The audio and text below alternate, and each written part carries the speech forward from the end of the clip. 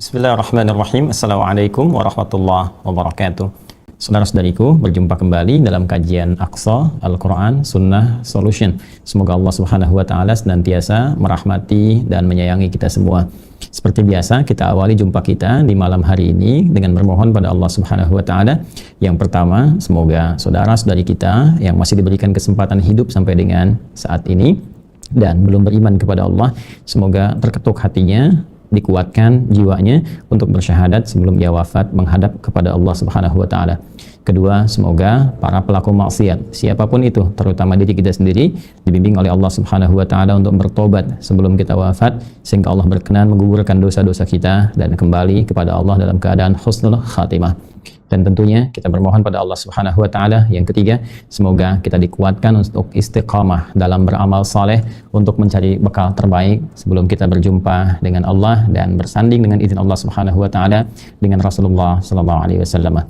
Baiklah, kita akan coba lanjutkan kajian tafsir kita. Setelah pekan lalu kita mencoba untuk berdiskusi membahas sebagian dari tema-tema persoalan-persoalan kehidupan yang teman-teman sampaikan, yang kiranya kita bisa belajar bersama dari pertanyaan-pertanyaan yang disampaikan. Insya Allah di antara jeda kajian Aqsa kita akan kembali melanjutkan dengan menjawab berbagai pertanyaan-pertanyaan yang teman-teman sampaikan. Namun mohon izin, di kesempatan kali ini kita akan coba lanjutkan kembali bahasan kita sehingga ada kesinambungan dan tidak terlampau jauh kita terpisahkan dengan ayat-ayat Al-Quran yang telah kita bahas secara tematik sesuai dengan urutan ayat di dalam mushaf. Kita masih bersama surah Al-Baqarah, surah kedua dalam urutan mushaf Al-Quran setelah Al-Fatihah, masih di ayat ke-14 sampai dengan ayat 15. Dan ini sekali lagi mengisahkan tentang golongan ketiga di antara tiga klasifikasi manusia yang disampaikan oleh Allah Subhanahu wa Ta'ala dalam pembuka surah Al-Baqarah. Seperti biasa, tiga golongan ini senantiasa kami ingatkan. Mohon izin dan tidak bosan untuk mengingat dan berintrospeksi, melihat pada diri kita sendiri, berada di posisi manakah kita dari tiga golongan yang disampaikan oleh Al-Quran di pembuka surah Al-Baqarah ini. Golongan terbaik tentunya golongan pertama, yaitu golongan ahli taqwa yang diisyaratkan langsung oleh Al-Quran di ayat pertama sampai dengan ayat kelima surah Al-Baqarah itu. Golongan ini pada ayat kelimanya dijamin oleh Allah Subhanahu wa Ta'ala akan senantiasa berada dalam naungan Allah. Ulaika ala hudam mir rabbihim.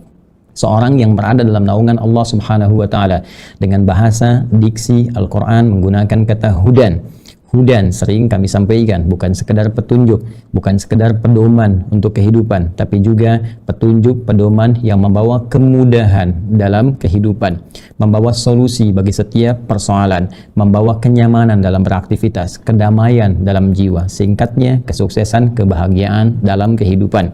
Dalam diksi bahasa Arab, kesuksesan, kebahagiaan paripurna yang mampu dicapai itu disebut dengan falah. Jika kita ingin menggenggamnya, maka kita berusaha kuat. Kata kerjanya berubah menjadi aflah. Orangnya disebut muflih. Jamaknya disebut muflihun. Perhatikan jaminan Allah menutup ayat kelima di surah Al-Baqarah ini. Wa ulaika humul muflihun. Maka konsekuensinya orang-orang yang mendapatkan naungan hudan Allah. Ya, ulaika ada hudam mir rabbihim. Naungan Allah Subhanahu wa Ta'ala dalam setiap perilakunya, aktivitasnya, langkahnya, baik itu di rumah tangganya, di kantor, di pekerjaan, kehidupan sosialnya, semua berada dalam naungan Allah Subhanahu wa Ta'ala. Maka dijamin orang ini akan senantiasa meraih kesuksesan dalam hidupnya sesuai dengan maslahat hidupnya. Jadi ukuran sukses itu bukan betapa tinggi ketika ia meraih kedudukan atau betapa banyak ketika ia mendapatkan limpahan harta benda. Bukan itu ukurannya. Ukurannya adalah betapa semua karunia itu sesuai dengan maslahat hidupnya, sesuai dengan kebaikan hidupnya. Boleh jadi ketika dia menjabat dalam kedudukan manajer, posisi terbaik, karena dengan posisi itu ia bisa dibebaskan dari maksiat-maksiat yang sering mengintai di level lebih tinggi daripada apa yang ia dapatkan pada saat itu. Ia bisa diarahkan pada ibadah-ibadah yang bisa ia nikmati. Namun belum tentu juga kondisinya ditetapkan pada kondisi manajer misalnya. Boleh jadi dinaikkan jadi direktur, boleh jadi dinaikkan lebih tinggi lagi, sepanjang ada maslahat bagi kehidupannya. Itulah jaminan bagi golongan pertama. Cara meraihnya tiada lain, tiada bukan, hanya dengan satu jalan utama, yaitu mencoba menjadi pribadi yang bertakwa. Karena hudan ini hanya diberikan oleh Allah pada golongan takwa. Kembali ke ayat kedua, dzalikal kitabul la raiba fi. Seluruh ayat Al-Quran ini jangan pernah ragukan kandungannya. Kemudian hudal lil muttaqin, ya, ia akan mengandung aneka pedoman kehidupan yang membawa nilai-nilai kemuliaan tadi dan diberikan kepada orang-orang takwa, generasi-generasi istimewa. Untuk menjadi orang takwa itu, maka Allah berikan jalannya. Jalan inilah yang coba kita tempuh, turunkan menjadi kurikulum kehidupan, jadikan sebagai prioritas langkah hidup kita yang paling pertama kali sebelum mengerjakan apapun dalam kehidupan kita.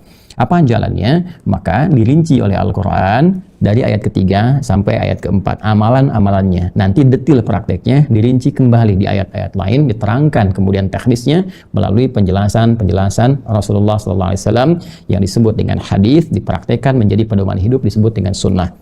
Alladzina yu'minuna bil ghaib. Orang takwa adalah orang yang selalu berusaha meningkatkan keimanannya kepada Allah Subhanahu wa taala. Dia tidak membiarkan level imannya di situ saja.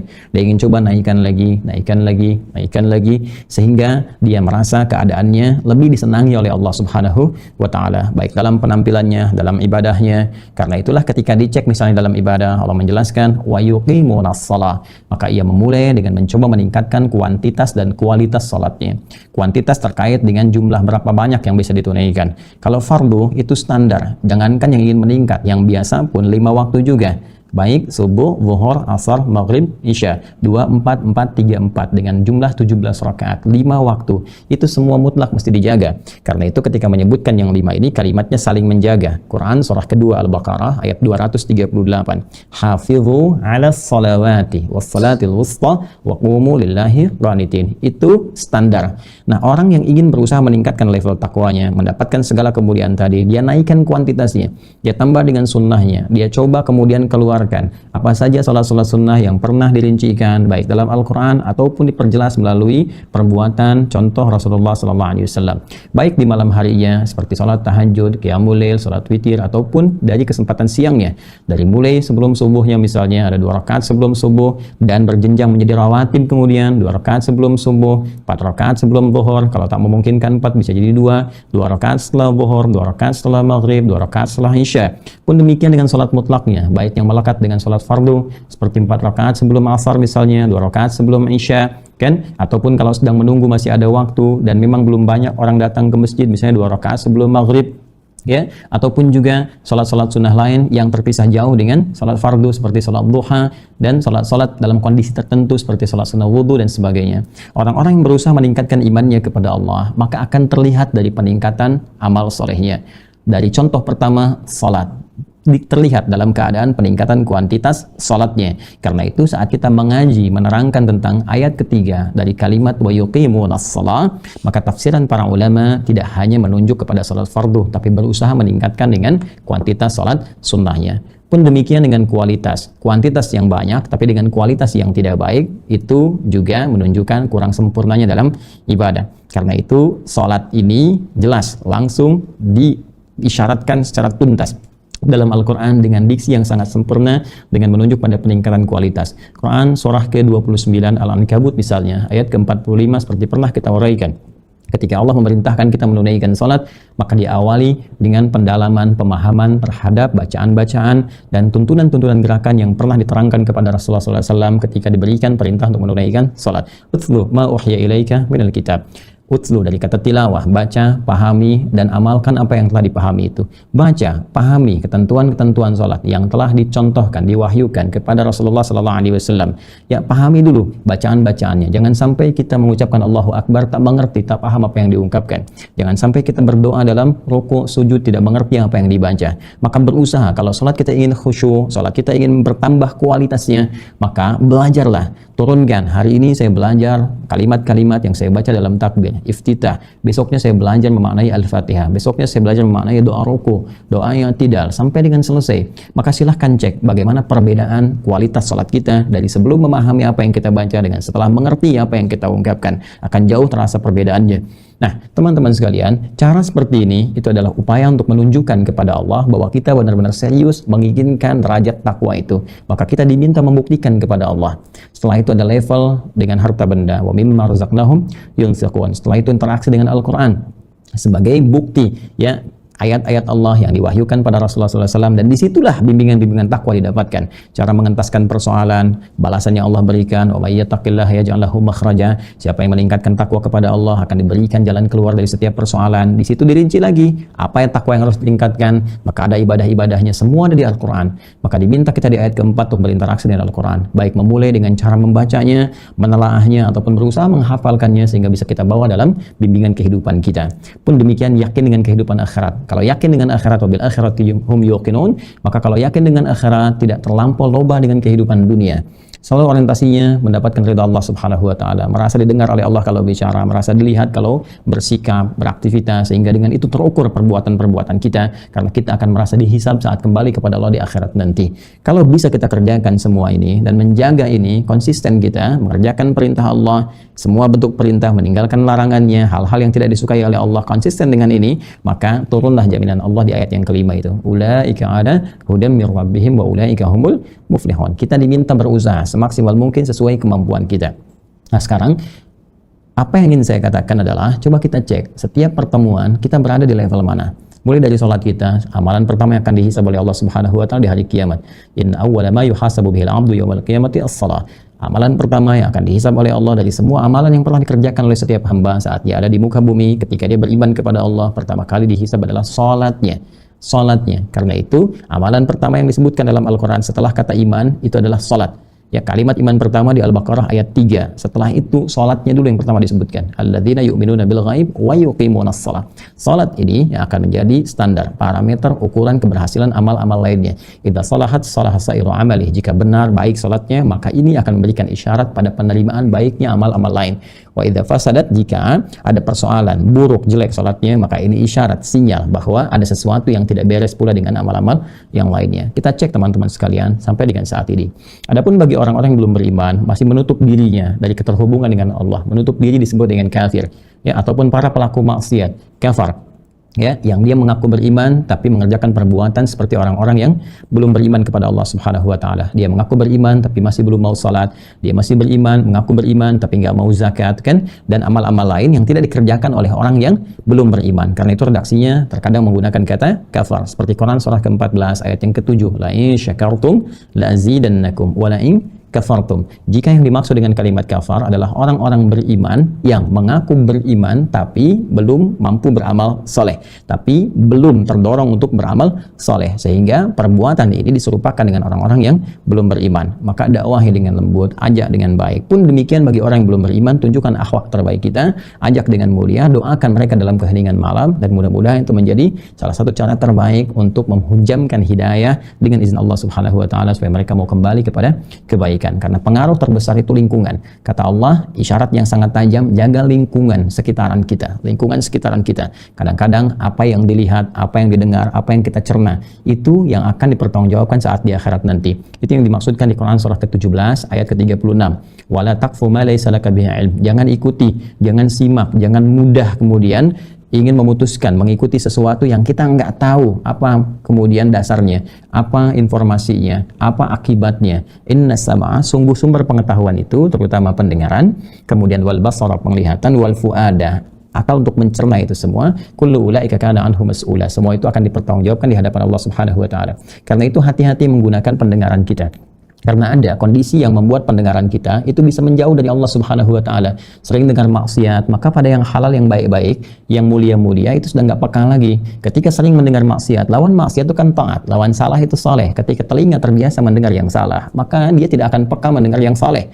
Pada azan tidak terdengar lagi. Quran surah ke-6 misalnya ayat ke-25, wa fi adhanihim waqra, di telinga mereka ada sumbatan, nggak bisa dengar yang baik-baik lagi, ya kan? Mata juga demikian, terlalu banyak melihat yang haram, di handphone gambar-gambar haram, tayangan-tayangan haram, ya kan?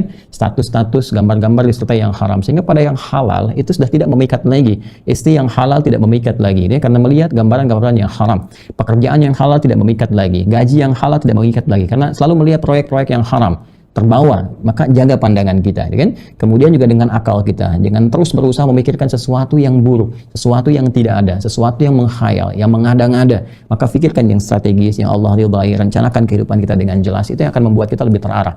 Karena itu, orang-orang yang menyepelekan 3 unsur ini, sehingga membuat tertutup keadaannya dan jauh dari hidayah Allah. Khatamallahu ala qulubihim, wa ala sam'ihim, wa ala absarihim ghishawa. Orang-orang ini dengan perbuatannya, mereka menutup sehingga hukum Allah berlaku. Tutuplah kemudian, maaf sekali, pendengaran mereka, pikiran mereka, sampai hati mereka pun, akal mereka untuk mencerna sulit sekali. Sehingga diingatkan marah-marah, kemudian balik mengancam, atau bahkan ya menghina, mencela, dan sebagainya, sehingga mesti turun ancaman Allah untuk mengembalikan mereka. Maka setidaknya kita doakan supaya mereka mau kembali pada jalan yang benar. Nah, golongan ketiga teman-teman sekalian, ini golongan yang sangat unik, tapi juga mendapatkan kecaman yang sangat dahsyat dalam Al-Quran, dan sangat berbahaya, lebih berbahaya daripada golongan kedua.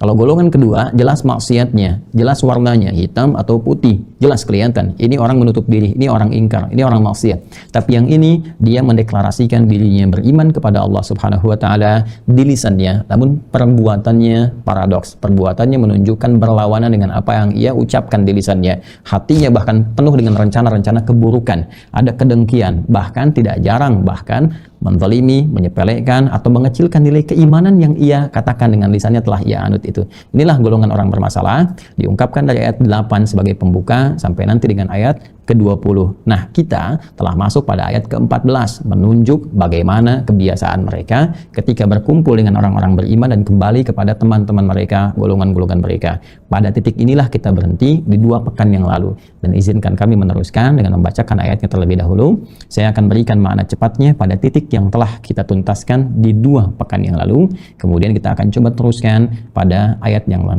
akan berlanjut, pada lanjutannya sesuai dengan izin Allah Subhanahu wa Ta'ala. Semoga Allah memberikan kemudahan, bimbingan kepada kita sehingga kita bisa belajar dengan benar, memahami dan mengamalkan seperti apa yang Allah ridhai. Demikian mukaddimahnya. Ini baru mukaddimah. Ayo kita masuk pada pembelajarannya. Bismillahirrahmanirrahim. Ayat ke-14, teman-teman, mohon izin bisa di tangan Anda ada mushaf setidaknya sehingga kita bisa ada ketersambungan. A'udzubillahi minasyaitonirrajim. Wa idza laqul ladzina amanu qalu amanna wa idza khalau ila syayatinihim qalu inna ma'akum innama nahnu mustahzi'un. Ini ayat ke-14, lanjutannya ayat 15. Allahu yastahzi'u bihim wa yamudduhum fi tughyanihim ya'mahun. Baik, seperti pernah kita ulas di 2 pekan yang lalu bahwa karakteristik orang-orang munafik ini disebut dengan golongan munafik yang terkontaminasi oleh virus nifak, ya, penyakit hati yang kompleks. Jadi saya sering katakan kalau ada penyakit fisik disebut dengan da, ya kan? Nah, kemudian penyakit hati itu lebih diungkap oleh Al-Quran dengan redaksi marad, ya, hati, qalbun, jamaknya qulub. Ingat ayat 10 yang pernah kita bahas, fi qulubihim marad, ya kan? Fazadahumullah marada. Baik, jadi ini sangat kompleks. Nah, kompleksitasnya diberikan karakteristiknya oleh Al-Quran, ditunjukkan ciri orang munafik. Maksudnya begini, kalau disebutkan ciri-ciri ini dan hadir di sekitaran kita, kita mesti waspada. Kan? Karena itu ketika menunjuk golongan ketiga ini di ayat ke-8 itu dibuka dengan kalimat yang indah seperti pernah kita ulas, wa minan nasi, kan? May yaqulu amanna billahi wa bil yaumil akhir wa ma hum bimu'minin. Wa minan nas, dan dari sekian manusia ketika engkau berinteraksi dengan mereka. Ingat yang pernah kita bahas, Al-Quran menggunakan kata annas menunjuk pada sifat sosial manusia, ya, sifat yang tidak bisa hidup sendiri, sifat yang punya nilai sosial, membutuhkan lingkungan, punya tempat untuk bergaul, ya, punya momentum, punya waktu, keadaan. Artinya apa? Dimanapun Anda bergaul dengan manusia, dengan kata nas, baik di keluarga, baik di tempat Anda tinggal, di tempat Anda bekerja, ada potensi ditemukan, kata Al-Quran, orang-orang yang tidak konsisten antara lisan dengan hatinya. Itulah orang munafik. Itulah orang munafik. Nah, di antara karakteristik mereka, wa idza laqul ladzina amanu qalu amanna. Mereka jika berjumpa dengan orang-orang beriman, maka dengan lisan mereka mudahnya mengatakan, kami pun beriman.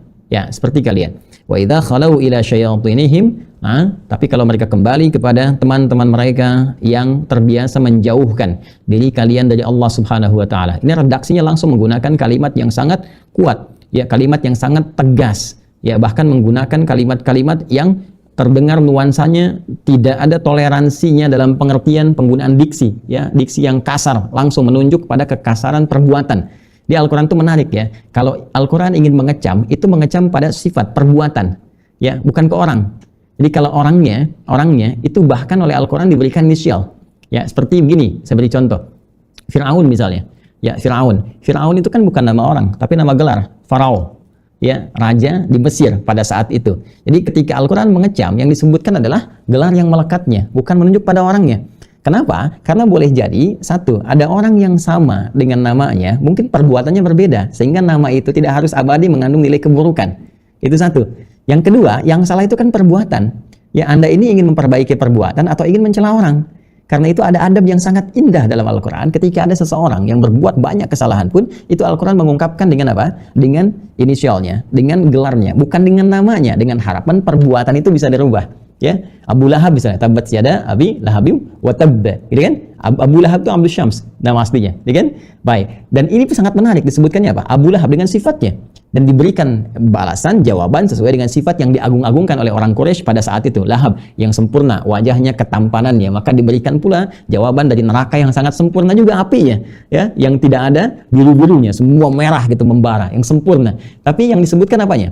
Perbuatannya, sifatnya, inisialnya. Dan ini, nilai ini dibawa bahkan dalam hukum positif. Makanya dalam kehidupan pun ketika ada seseorang diduga, ingat ya, diduga, karena asas praduga tak bersalah dahulu kan, diduga melakukan tindak kesalahan atau diduga melakukan tindak kriminalitas, maka yang disebutkan inisial, ya kan? Misalnya AS kan, AM dan sebagainya. Ini inisial. Sebetulnya ini bagian fitrah dalam kehidupan. Ya, karena di Al-Quran pun demikian. Ketika ada seseorang diduga berbuat yang tidak baik, bahkan kalau sudah Al-Quran bicara itu pasti sifatnya. Karena semua yang datang dari Allah hak sifatnya. Fir'aun disebut dengan Fir'aun. Tapi yang baik-baik teman-teman, itu disebutkan namanya. Ya, saya beri contoh Maryam misalnya, Luqman misalnya, Yusuf misalnya, dan seterusnya. Ini sesuatu hal yang sangat menarik, memberikan pelajaran kepada kita semua bahwa kaidah pada umumnya ketika ada orang berbuat zalim, kesalahan sebesar apapun, maka coba perbaiki kesalahannya sepanjang kita mampu untuk berbuat itu semua, bukan untuk kemudian mengecilkan namanya. Ya, jadi ini jadi contoh juga ya bagi teman-teman sekalian, kita buktikan keimanan kita kepada Allah. Nah, yang paling menarik di sini, ketika ada orang-orang berbuat buruk dan mereka berkongsi dengan orang-orang munafik ini, ya, dengan perbuatan yang sangat buruk. Jadi kalau mereka kumpul itu selalu gosipnya yang dibicarakannya dan rencana-rencana buruk bagaimana menjauhkan orang beriman dari Allah Subhanahu wa taala. Di setiap kumpul, setiap meeting, pertemuan, ya, dulu belum ada online, ya, belum ada daring gitu kan. Jadi mereka kumpul tuh langsung aja. Ya, dulu ada Darun Nadwa. Ya, kalau sekarang teman-teman misalnya berada di posisi Hotel Hilton, ya, suatu saat kita insya Allah bagi yang belum berangkat umrah atau haji, insya Allah bisa disegerakan oleh Allah Subhanahu wa taala dan diangkat keadaan seperti sekarang sehingga kerinduan kita untuk ke Baitullah bisa kita hadirkan dan kita bisa mendapatkan cita-cita yang serupa dengan Allah Subhanahu wa taala. Nanti di depan Hotel Hilton itu, Hilton tuh kalau teman-teman Zamzam ada gedung besar di atasnya ada jam, itu dari posisi ini misalnya di sini Green Zamzam ke sebelah sini ya, ke sebelah sini nanti ada jalan sedikit, ada hotel itu warnanya krem, gitu kan? Kayak dari warna krem ke atas itu. Nah, itu Hotel Hilton. Jadi di depannya itu persis ketika teman-teman masuk itu ada kipas angin pertama, ada toilet, gitu kan? Kemudian setelah itu ada kipas angin kedua dekat ke gerbang masjid. Nah, itu dulu Darun Nadwah tempatnya. Di situ dulu Darun Nadwah, tempat kumpul-kumpulnya, parlemennya Quraisy lah ya. Itu pembesar-pembesarnya, para inohongnya itu kumpulnya di situ. Diskusinya, merencanakan segala hal yang buruk-buruk dan sebagainya, itu fase Mekah. Cuma di Mekah kan tuh nggak ada orang munafik. Mekah itu jelas antara kufur dengan iman, ya kan? Nah, terdapatnya orang munafik yang nanti akan menyebar juga ya ketika periode Fatu Mekah dan sebagainya menyebar ke santoro wilayah bumi itu di Madinah. Ya, di Madinah ketika datang ke Madinah, kumpul-kumpul mereka dan sebagainya. Bahkan yang menarik adalah kadang kalau sedang dengan Nabi, mereka ada di saf yang sama. Artinya apa? Artinya sholat, Nabi ngimamin, mereka sama dengan para sahabat, dengan orang beriman. Tapi setelah selesai, mereka pencar lagi, mereka mulai diskusi, mulai menjelek-jelekan. Jadi kalau kumpul bareng-bareng, ya sama mereka, itu orientasinya selalu bagaimana menjauhkan orang beriman dari Allah. Bagaimana menjelek-jelekan Islam. Bagaimana membuat Islam itu ada celahnya di kalangan masyarakat. Bagaimana caranya supaya tidak muncul cahayanya, tidak ada sinarnya lagi. Itu cari semua seperti itu. Nah, saya pernah sampaikan di 2 pertemuan yang lalu, sifat yang menjauhkan ya segala perbuatan yang baik, yang disayang oleh Allah, diridhai, bahkan langsung menjauhkan dari Allah, itu perbuatannya disebut syaitana. Ketika melekat sifat itu pada benda apapun, baik benda makhluk yang bernyawa ataupun tidak, maka disebut dengan syaitan. Syaitan, handphone itu nggak punya nyawa. Ya, tapi kalau benda ini menjauhkan kita dari Allah, isinya yang jelek-jelek semua, gambar-gambar buruk, menjauhkan dari ibadah dan sebagainya, maka handphone itu menjadi syaitan. Manusia itu insan, itu bashar, itu nas, gitu kan? Itu ins, itu bani Adam. Tapi ketika manusia itu punya karakteristik menjauhkan orang-orang dari Allah, selalu menjelek-jelekan Islam, mengajak kepada lain-lain keburukan, maka disebut oleh Al-Qur'an pun syayatinul ins. Ya, maka sifat-sifat setan melekat pada dirinya. Setan yang dimaksudkan adalah sifat untuk menjauhkan orang lain dari Allah Subhanahu wa taala. Ya, jamaknya disebut dengan nas. Makanya ketika di surah An-Nas surah ke-114 di ujung ditutup dengan kalimat minal jinnati wan nas. Iblis itu ketika disebut iblis baru untuk dirinya, jelek untuk pribadinya. Asalnya jinnya taat kepada Allah. Itu di Quran surah ke-18 Al-Kahf ayat ke-50. Wa idh qulna lil malaikati isjudu li Adama fasajadu illa iblis, kan? Siapa dia? Kana minal jinni fafasaqa an amri rabbih. Iblis ini asalnya dari jin yang taat. Dari mana taunya taat? Taat itu lawannya fasik. Ya, ketika dia tadinya asalnya taat, berbuat kemudian fasik, menyimpang dari ketaatan kepada Allah. Dari mana penyimpangannya? Lihat Quran surah ke-7 Al-A'raf, ya, dari ayat ke-11 sampai 13. Lihat ayat 12-nya. Ya, ketika dikatakan kepadanya ma mana'aka alla tasjuda id amartuk, apa yang mencegahmu untuk sujud hormat kepada Adam ketika aku perintahkan? Yang penting perintahnya, bukan sujud. Ini perintah saya, kata Allah. Ya, dia menjawab ana khairum minhu khalaqtani min narin wa khalaqtahu min tin. Aku lebih hebat, lebih baik daripada dia. Engkau ciptakan aku dari api, dia dari tanah. Enggak level.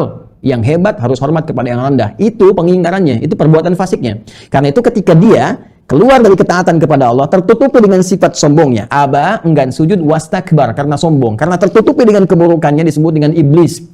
Jadi ada balasa, ada labisa.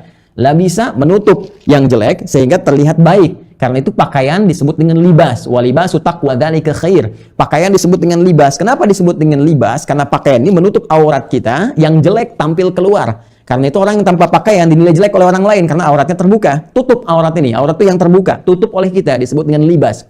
Kebalikannya, sesuatu yang baik ditutup oleh yang buruk-buruk, tampil dengan yang sombong tadi, terkena pada dirinya, disebut dengan iblis namanya. Maka ketika Allah menyebutkan di ayat ke-34 di surah kedua Al-Baqarah, nanti kita akan sampai insyaallah dengan izin Allah Subhanahu wa taala. Wa idz qulna lil malaikati isjudu li Adama fasajadu illa iblis.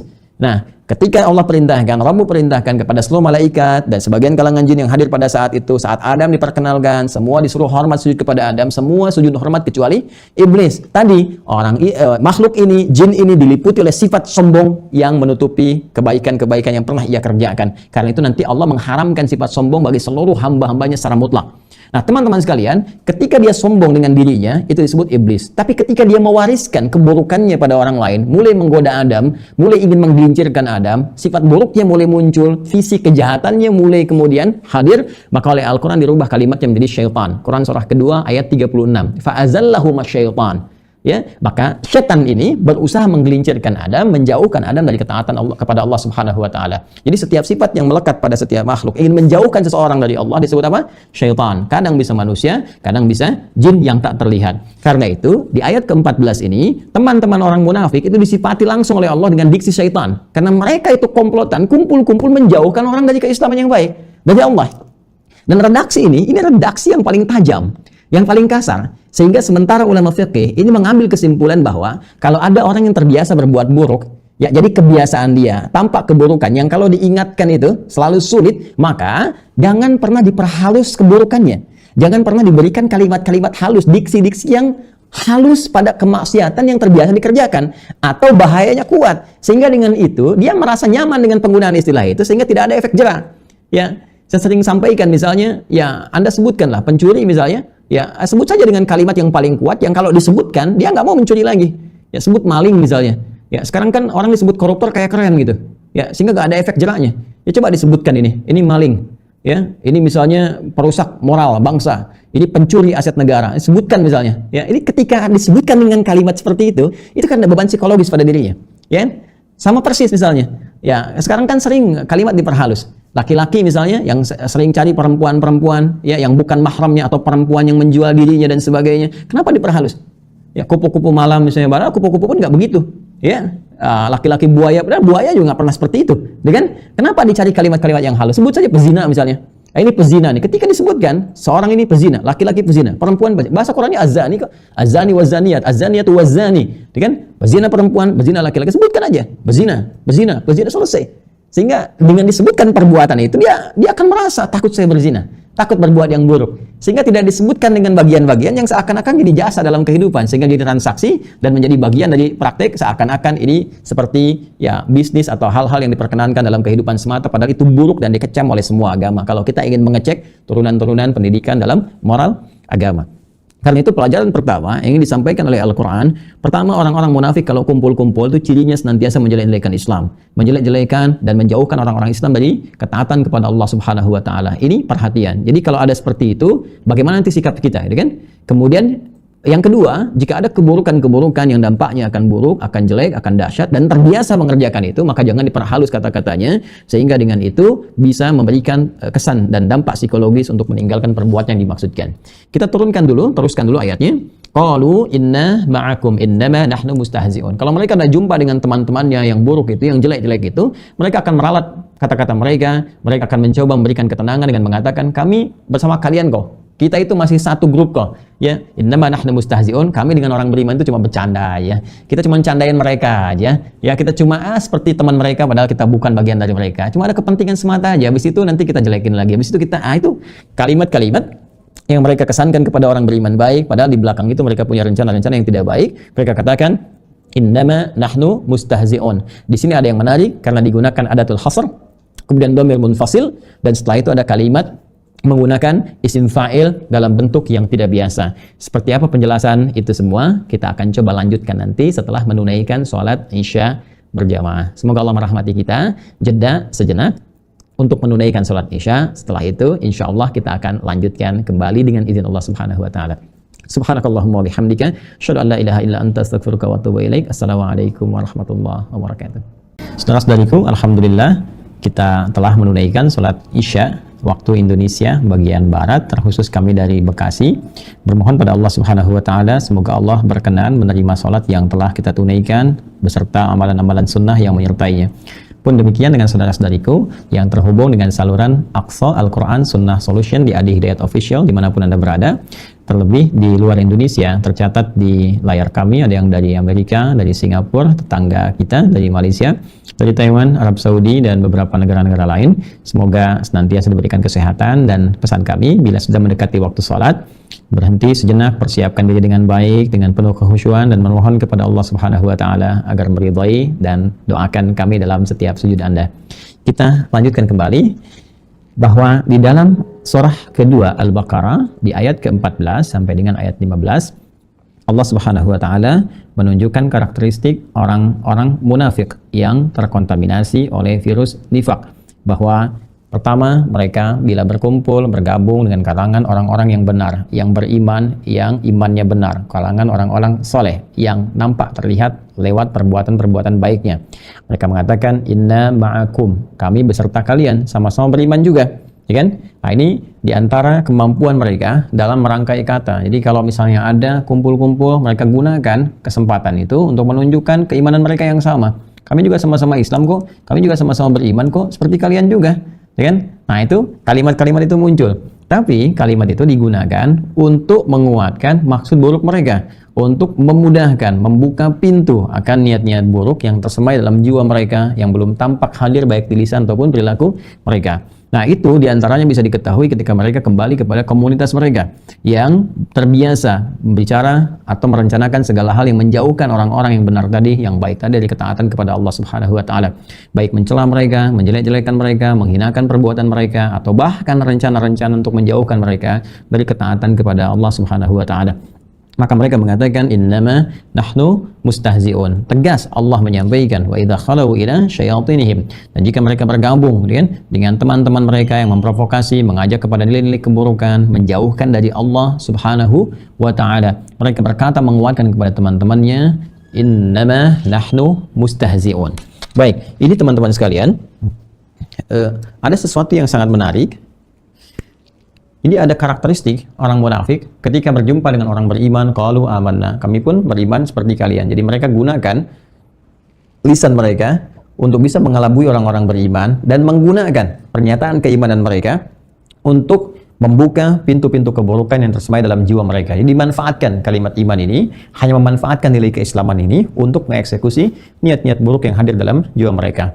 Nah, jika kembali kepada golongan mereka, teman-teman mereka, wa idza khalau ila syayatinihim, dan golongan ya sekutu, kita bisa katakan ya sekutu. Ya, silakan Anda pilih kalimat yang paling enak lah, mau sekutu, setikus, sesinga, ya tergantung bagaimana keadaan mereka saat berkumpul. Tapi umumnya dipilih secara bahasa sekutu. Jadi ketika bertemu dengan golongan mereka, sekutu mereka, mereka berkata, inna ma'akum. Nah, ini ada penegasan teman-teman sekalian. Inna ma'akum. Jadi ini kalimat pertamanya, inna ma'akum. Ini jelas menggunakan taukid. Ini dari inna, kan? Asalnya begini, plus na. Ya, ini kependekan dari nahnu, menunjukkan bentuk jamak pada kata ganti pertama, kami, ya, kita. Innanya adalah huruf taukid dan nasab, ya. Taukid. Harfu taukidin wa nasbin. Saya tuliskan pakai bahasa Arabnya begini, ya. Harfu taukidin wa nasbin, ilmu nahwu tansibul isma wa tarfa'ul khabara mabniun al fathi la mahalla lahu min al i'rab. Ya, ini huruf taukid dan nasab. Nasab itu kalau di harakat itu menggunakan umumnya harakat fathah, jadi kalau nasab harakat atasnya fathah. Ya, makanya disebutkan tansibul isma wa tarfa'ul khabara, menasabkan isim jadi kalimat setelahnya itu biasanya setelah ada inna harakatnya fathah. Jadi kalau misalnya kita katakan inna, ya, kita ingin baca Quran surah Al-Asr surah 103, wal 'asr innal insana. Ya, ini umumnya kalimatnya pasti harakatnya fathah di ujungnya. Nah, ya. Nah, ini yang disebut dengan nasab, harakatnya apa? Fathah. Tapi di ilmu bahasa, ingat baik-baik, kata nasab sendiri menunjukkan sesuatu yang kuat, yang kokoh. Ya, kuat, kokoh. Yang mau saya katakan, ya, kita ambil pendekatan balaghahnya. Jadi antara saraf ataupun nahu, kalau saraf perubahan derivasi kata, kalau nahu khususnya terkait dengan perubahan harokat di ujung. Ya, misal kalau saraf ya, jalasa yajlisu, ya duduk akan duduk, misalnya sedang duduk, jalis orang yang duduk, majlis tempat duduk, nah itu saraf. Kalau nahu perubahan harokat akhirnya, ya jalasa Muhammadun, ya dan Muhammad sedang duduk, ya kan? Ajlasa Muhammadun hasanan, ya Muhammad ajlasa Muhammadun hasanan. Jadi Muhammad pakai dhammah 2, ya, tanwin rafa, kemudian hasan menggunakan nasab, tanwin hasanan. Jadi bagaimana merubah misalnya yang tadinya rafa menjadi nasab, yang tadinya dhammah menjadi fathah. Kalau dhammah dia fa'il subjek, kalau dia fathah dia objek. Ajlasa Muhammadun hasanan, Muhammad mendudukan Hasan. Tapi kalau kita ganti ajlasa Muhammadan hasanun, Hasan yang mendudukan Muhammad. Nah, itu nahu namanya. Nah, kalau di balaghah nanti ada 3 cabang. Ada ma'ani, bayan, badi'. Ma'ani untuk memilih kata-kata yang sesuai dengan objek, muqtadal hal. Jadi kalau bicara pada orang tua seperti apa, anak kecil bagaimana gitu kan, dan sebaya seperti apa. Bayan mengungkapkan dengan jelas sehingga terang, tidak maknanya sempurna dipahami, oh kesini maksudnya gitu kan. Dan badi' untuk menghias sehingga kata-kata itu terang disampaikan tapi penuh dengan hiasan sehingga enak diterimanya. Kalau mengajar tidak sebatas merasa diajari gitu kan, tapi merasakan sharing pengetahuan. Tapi pun kalau dilarang tidak merasa dimarahi tapi diarahkan pada jalan yang benar dengan bahasa yang indah. Itu badi' namanya. Persis seorang suami mengatakan misalnya kamu cantik, itu biasa. Lalu badi mengatakan, rembulan aja kalah sama aura kecantikanmu. Nah, itu badi namanya, ya. Nah, bikin status. Jadi di ilmu balaghah nanti ketika kita masuk kepada ilmu ma'ani untuk menggali makna-makna, salah satunya nasab itu fungsi sesuatu yang nasab untuk menguatkan sesuatu.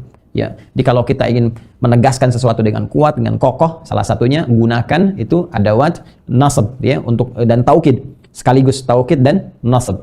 Orang Arab mengatakan begini, nasabar rajulu asahu alal ard, ya. Seorang menancapkan tongkatnya, ya, di bumi dengan kuat, dengan kokoh, itu nasabar rajulu, kokoh. Sehingga saking kokohnya sulit digoyahkan. Nah, ini kalimat ini karakteristik orang-orang munafik itu diungkapkan lewat diksi Al-Qur'an menggunakan kata inna, ini huruf penguat taukid mengandung makna nasab, sesuatu yang kuat dan kokoh, ya, dan menunjukkan komitmen mereka, pakai kita, kami, untuk menunjuk kesamaan. Ya, seakan mereka mengatakan kita sama nih, satu golongan, dan mereka menguatkan itu. Inna ma'akum, kami dengan kalian. Kami benar-benar tegaskan dan tidak goyah keyakinan kita. Kan? Tidak goyah visi kita. Tidak goyah aliran kita. Sama-sama dengan kalian. Jadi mereka kalau ketemu teman-temannya, kan? Itu menegaskan kesetiaan mereka. Ya, bahkan menggunakan kata taukid tadi, ya, teman-teman sekalian. Nah, ini poinnya. Nah, lalu apa yang terjadi setelah itu? Untuk membedakan apa yang mereka ungkapkan dengan orang-orang munafik, dengan sekutu mereka, dan pernyataan mereka pada orang beriman yang soleh tadi, amanna, kami pun beriman seperti kalian, kan? Jadi kepada orang beriman mereka mengatakan amanna, tapi nggak pakai inna, ya. Aman. Nah, jadi dari kata Itu amana dengan nahnu, ya. Amana dengan nahnu, maka disatukan dua nun diganti dengan tasydid untuk menunjukkan ya amanna, kami pun beriman seperti kalian. Tapi di sini ada penguatnya, di sini enggak. Ini menunjukkan bahwa pernyataan kepada orang-orang yang benar, yang saleh, yang Islamnya baik, itu enggak sepenuh hati, enggak sepenuh jiwa, cuma lip service aja, di lisan aja. Ya. Tapi kepada teman-temannya, orang-orang munafik lagi, mereka menggunakan taukid. Lalu apa yang terjadi setelah itu? Untuk menegaskan kekuatan mereka dan kokohnya pendirian mereka bersama teman-teman tadi yang suka menjelek-jelekan, yang suka membuat makar, yang suka mengarahkan rencana buruk kepada orang-orang Islam, yang menjelek-jelekan agama sendiri dan sebagainya dengan ungkapan diksi syaitan. Wa idza khalau ila syayatinihim. Baik, apa yang kemudian terjadi? Mereka katakan di ujungnya innama, satu, innama seperti ini. Nah, nahnu, ya kan? Tuh diungkapkan naknya kembali ke awal, nahnu, kan? Mustahzi'un. Kemudian disebutkan isim fa'ilnya untuk menunjukkan identitas. Mustahzi'un. Ini ya. Seperti ini. Wow. Kemudian nun. Lihat baik-baik teman-teman sekalian. Ya. Innama, kita bedah sejenak ya. Dengan menggunakan pendekatan ilmu bahasanya. Innama itu disebut dengan adatul hasri. Ya, adatul hasri. Ya, huruf pembatas. Saya sering sekali menerangkan tentang kata innama ini. Adatul hasri ini adalah huruf pembatas, yaitu huruf yang digunakan untuk membatasi suatu hukum atau informasi pada batasan tertentu saja. Ya, ini bisa jadi tergantung konteks kalimatnya, bisa positif, bisa negatif, tergantung konteks yang dibincangkan, baik atau hal yang diinformasikan. Misal, saya beri contoh, zakat ketika dikeluarkan ada 8 golongan. Hanya diberikan zakat itu pada 8 golongan ini saja, tidak boleh di luar 8 golongan ini. Kenapa hanya 8 saja? Karena ayatnya itu dibuka dengan kata innama. Ini Quran surah ke-9 At-Taubah di ayat ke-60. Allah berfirman, innamas shadaqatu lil fuqara wal masakin, dan seterusnya ayat. Jadi diartikan zakat itu hanya boleh dikeluarkan, diberikan pada 8 golongan berikut ini menggunakan innama. Itu konteks yang positifnya. Sekarang pada konteks kalimat negatif, orang-orang munafik yang ketika mereka ketemu dengan temannya, golongannya, sekutunya, mereka tegas mengatakan innama. Nah, seakan ingin memberikan batasan. Apa yang mereka batasi? Nahnu mustahzi'un. Ya, yang mereka batasi adalah ternyata batasan interaksi mereka dengan orang-orang soleh tadi, dengan yang imannya benar, dengan orang-orang beriman tadi. Ya, apa yang ingin mereka batasi? Pada kalimat mustahzi'un. Perhatikan kalimatnya teman-teman. Ini tidak menggunakan kata kerja, tapi menggunakan kata benda dan langsung subjeknya, fa'ilnya. Mereka sendiri. Jadi mereka menegaskan pada diri sendiri, sekaligus menerangkan pada kawan-kawannya, langsung diri mereka itu sifatnya mustahzi'un. Dari kata istahza'a yastahzi'u, istihza. Istihza itu dalam bahasa Arab mengandung arti negatif yang kompleks. Ya. Dia bisa bercanda tapi dalam konteks negatif, ya, yang punya unsur merendahkan, punya unsur menghinakan, dan punya unsur mencela. Ya, kalau di Arab itu ada orang-orang yang mengecilkan orang lain adalah istihza. Ini penghinaan gitu. Ini celaan, ini merendahkan. Itu istihza namanya. Nah, mereka langsung menerangkan bahwa mereka itu ya membawa sifat istihza, sifat perendahan, sifat penghinaan, sifat pencelaan itu pada diri mereka sendiri. Jadi mereka ingin mengatakan bahwa ya kami cuma mencela aja. Ya, kami cuma merendahkan mereka aja. Ya, kami cuma ngejek aja. Jadi mereka ingin menegaskan bahwa kami dengan orang beriman itu cuma canda aja lah. Itu juga untuk merendahkan mereka. Ya, itu sebenarnya kita pura-pura di depan mereka, di hati mereka, kita mencela mereka, kita merendahkan mereka. Ini cuma pura-pura. Dan ini dahsyatnya ditegaskan lagi dengan dhamir munfasil. Yang dhamir munfasil ini kalau terletak di antara dua kata, fungsinya berubah jadi taukid, penguat lagi. Nah, ini yang paling bahaya. Jadi mereka menegaskan dengan banyak taukid di sini. Pertama, inna, ini harfu taukidin wa nasbin. Kemudian setelah itu menggunakan ma'iyah, kebersamaan. Kami benar-benar dengan kalian. Ma'a itu kan dekat. Ma'a itu dekat.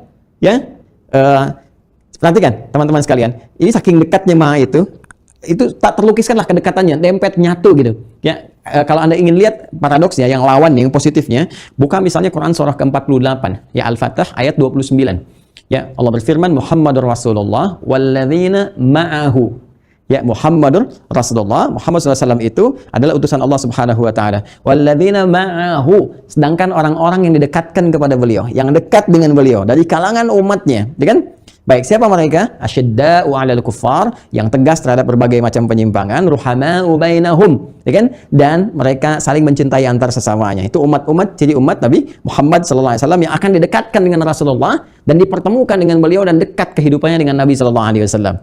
Nah, orang-orang munafik sebaliknya, mereka mendeklarasikan dirinya dekat dengan golongan-golongan mereka, dengan sekutu-kutu mereka. Jadi menggunakan kata ma'a ini punya unsur penguat juga. Perhatikan berapa penguatnya. Inna 1, ma'a 2, kan? Setelah itu menggunakan adatul hasri 3, menggunakan dhamir munfasil 4, dan menggunakan ini isim fa'il berbentuk subjek. Jadi bayangkan mereka menggunakan 5 penguat. 5 taukid, 5 penguat untuk menunjukkan kedekatan mereka dan penyatuan mereka dengan orang-orang yang senantiasa punya sifat menjauhkan dan mencela, merendahkan orang Islam atau nilai-nilai keislaman itu sendiri. Dan mereka memposisikan itu sebagai candaan. Cuma canda aja kok, isinya cuma celaan aja untuk mereka. Seperti itu. Jadi apapun yang dikemas dengan orang beriman, itu nggak ada seriusnya. Ya, itu cuma menjadikan objek saja, objek candaan, objek hinaan, kan? Peluang-peluang yang diambil setelah itu dihinakan kembali dan sebagainya. Nah, ini prinsip umumnya teman-teman sekalian. Prakteknya tinggal dibawa kepada sifat kehidupan saja. Jadi kalau ada orang memanfaatkan, ya, ciri bahasa paling enaknya memanfaatkan orang-orang Islam, orang-orang beriman yang imannya benar, hanya untuk mengambil manfaat sementara saja dari mereka. Setelah itu balik kemudian menjelek-jelekan, balik kemudian menghinakan, balik merendahkan atau mencandai orang-orang beriman, hanya untuk diambil kenikmatan atau kesempatan sementara saja. Maka itu karakteristik pertama yang menunjukkan kalangan orang-orang munafik. Jadi ini penting kita mengenal keadaan ini supaya kita bisa mengoreksi. Kalau ada pada diri kita, kita bebaskan. Kalau ada pada orang lain, kita mesti bersikap. Minimal kita doakan, atau kemudian ada langkah-langkah dalam Al-Quran yang penting kita ikuti. Ya, misalnya kita tinggalkan, ada di Al-Quran, ya, Quran surah keempat ayat 140. Sebelum ke sana, saya ambil dulu, saya tarik dulu misalnya. Nah, karakteristik umum ini, jadi satu, kita bisa ambil kesimpulan bahwa golongan munafik, kan, ketika berjumpa dengan orang beriman, maksudnya yang benar imannya, yang saleh, itu umumnya hanya sifatnya memanfaatkan saja. Memanfaatkan potensi baik, ya, yang kiranya dapat menguntungkan mereka.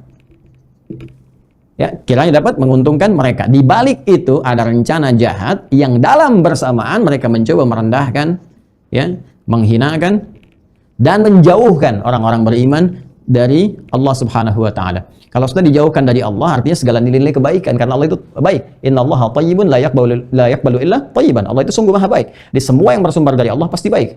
Artinya kalau ada kebaikan-kebaikan pasti anti mereka ini. Pasti anti, ya. Nah, ini sekarang sifat-sifat ini tinggal ditarik saja, ya, dalam nilai-nilai kehidupan. Mau ditarik kemana?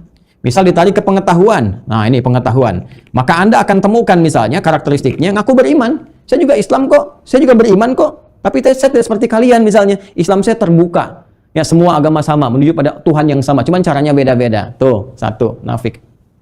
Saat yang bersamaan mengatakan Islam, saat bersamaan mengatakan beriman, cuma ternyata rencana di hatinya berbeda. Dia menistakan agamanya sendiri, merendahkan keislamannya, bahkan merendahkan hukum-hukum Islam yang dibawa. Aneh, mengaku muslim, mengaku beriman, tapi kalimatnya bertentangan dengan ayat-ayat keislamannya, bertentangan dengan Al-Quran. Dia melecehkan jilbab, menghalalkan zina misalnya, bahkan berusaha mengajukan misalnya kompilasi undang-undang tertentu yang bisa melegalkan zina, membuat itu sebagai sesuatu yang umum. Inilah gaya milenial, ini gaya terbaru, ini bagian dari HAM, toleransi dan sebagainya. Itu sesuatu yang buruk, teman-teman. Tanda langsung ditunjukkan. Jadi ada tafsir yang tersirat, tertuliskan dalam Al-Quran, tersuratkan, ada tafsir yang nampak dalam kehidupan, terlihat dari tindak tanduk perilaku kemanusiaan. Jadi kalau kita tarik ke dunia pengetahuan, kita dapatkan seperti itu. Ya, orang berjilbab, di soal jilbabnya kan aneh gitu. Ya, kan perilaku yang salah, masa yang di soal jilbabnya terus di blow up semua. Ya, dibawa ke media, yang disoal jilbabnya, yang disoal kemudian sholatnya, yang disoal kemudian Qur'annya dan sebagainya. Padahal perilakunya itu yang salah. Ya, ada orang mencuri misalnya, kan, masuk ke mall dia mencuri misalnya, ya kan? Yang salah kan pencuriannya, bukan jilbabnya. Kenapa yang disorot jilbabnya? Kenapa ketika ada orang pakai jas misalnya tidak disorot jasnya, tidak disorot dasinya? Ya, kenapa ketika ada orang misalnya pakai celana jin tidak disorot celananya, tidak disorot sepatunya dan sebagainya? Lantas Anda katakan semua yang pakai jas itu adalah pencuri. Ya, coba yang ditangkap oleh KPK misalnya. Banyak orang yang menggunakan dasi, banyak orang menggunakan jas. Kenapa tidak dikatakan dengan logika yang sama? Hei, setiap orang pakai dasi itu pencuri. Setiap yang pakai jas itu koruptor. Ya, oh, bahaya nih. Saya pakai jas malam hari ini. Nah, kenapa ketika dibawa ke nuansa syariat, Anda sangat lekat sekali dengan syariatnya, seakan-akan anti dengan semua itu. Ya, nah ini ada yang salah. Dan dalam pada itu dia mengatakan, masih sempat mengatakan saya Muslim. Suneo. Nah, ini sesuatu yang menurut saya sesuatu yang sangat penting untuk kita ketahui dengan baik. Ini karakteristiknya. Nanti ada sikapnya. Nah, kalau ada seperti ini, maka nanti ada satu keterangan konkret dari Al-Quran. Ya, apa keterangannya? Jelas. Di Quran surah keempat misalnya, ayat 140. An-Nisa ayat 140, paling kiri sebelah bawah. Wa qad nazzala 'alaikum fil kitab. Telah tetap ketentuan. Qad menggunakan harfut tahqiq. Telah jelas tetap ketentuan dalam Al-Quran. An idza sami'tum ayatillahi yukfaru biha. Kalau Anda mendengar, menyaksikan ayat-ayat Allah diingkari misalnya, ya, kemudian wa yustahza'u biha, atau diingkari sih enggak langsung tapi diolok-olok. Mengolok-olok ayat, mengolok-olok Quran, mengolok-olok hadis, kan? Ya, mengolok-olok dan sebagainya. Fala taqudu ma'hum, maka jangan sertai mereka, isolasi, tinggalin aja. Nah, jadi kalau ini nuansanya pengetahuan misalnya, dia mengajarkah, punya gelarkah, bahkan mungkin jadi ustadzkah dalam tanda petik misalnya, kan? Aneh juga bisa jadi ustadz, kan? Ya, misalnya jadi mubaligkah, tinggalin aja. Jangan dengar ceramahnya, ya, jangan dengar siaran-siarannya, jangan baca bukunya, tinggalin semuanya. Kalau dia misalnya ngajar di kampus, udah kosongin aja. Gak usah ada mahasiswa hadir di kelasnya, sehingga dia merasa hatta yakhudhu fi haditsin ghairi. Apa tujuan dari semua itu? Untuk memberikan pesan pada dirinya ada yang salah padanya. Allah tuh lembut sekali, Allah Rahman, ya Rahman, ya Rahman, ya Rahman. Supaya mereka sadar mereka salah, kata Allah. Ya, dan mereka bisa balik lagi. Harapannya sadar salah, jadi balik. Nulis buku nggak laku-laku, kan? Nah, kemudian kuliah nggak ada mahasiswanya, nggak usah diikutin, biarin aja. Atau kalau bisa ngajuin dosen yang lain. Toh kalau diajuin pun dia nggak ada siswanya, nggak akan berpengaruh, kan? Nah, itu jangan difasilitasi. Nah, ini kadang-kadang ikutan juga difasilitasi, bikin seminar, bikin stadium general. Ya, apa yang mau didapatkan? Nah, ini jadi persoalan. Jadi berpikir dengan cerdas. Kalau ada yang salah, jangan difasilitasi kesalahan itu sehingga menjadi meluas. Innakum idzam mithluhum, lama-lama ente seperti mereka juga, kata Allah. Nanti lama-lama pada ngaco juga, konslet juga. Udah nggak sholat, ngaku Islam pada nggak sholat, puasa nggak puasa. Habis itu bangga mempertontonkan dirinya. Bangga bisa berzina, bangga diupload di media, bangga bisa update status dengan perbuatan buruknya, bangga tidak sholat, bangga main-mainin sholat. Kok bisa sholat sambil joget-joget? Masih diupload lagi di fasilitas media sosial dan sebagainya. Nah, ini yang jadi masalah, teman-teman sekalian. Jadi menyebar akhirnya. Betul kan terjadi? Jadi Al-Quran itu sudah jelas, firman Allah pasti benar, gak mungkin salah. 15 abad yang lalu sudah menerangkan prinsip umum, kalau diikuti pasti kejadian. Makanya ngaji yang benar. Ngaji, belajar lagi yang benar, ikuti, damai pasti kehidupan itu. Ya, pasti damai. Nah, ini dunia pengetahuan. Pun demikian dalam konteks keislaman juga begitu. Cek ya ukurannya. Ustadz-ustadz yang ceramah, lihat ceramah-ceramahnya, apakah menguatkan iman kita atau tidak, menambah wawasan. Kan gabungannya dua. Quran surah 58 itu kan? Ya, di ayat yang ke-11 itu. Pasti yarfa'illahu alladziina aamanu minkum walladziina utul ilma darajat. Antara iman ya dengan pengetahuan itu meningkat secara bersamaan. Imannya menguat, pengetahuan meningkat, wawasannya pun meluas. Jangan sampai pintar tapi iman menurun. Kepintarannya digunakan untuk menekan iman. Akhirnya apa yang terjadi? Imun keislamannya semakin rendah, pintar tapi konslet gitu.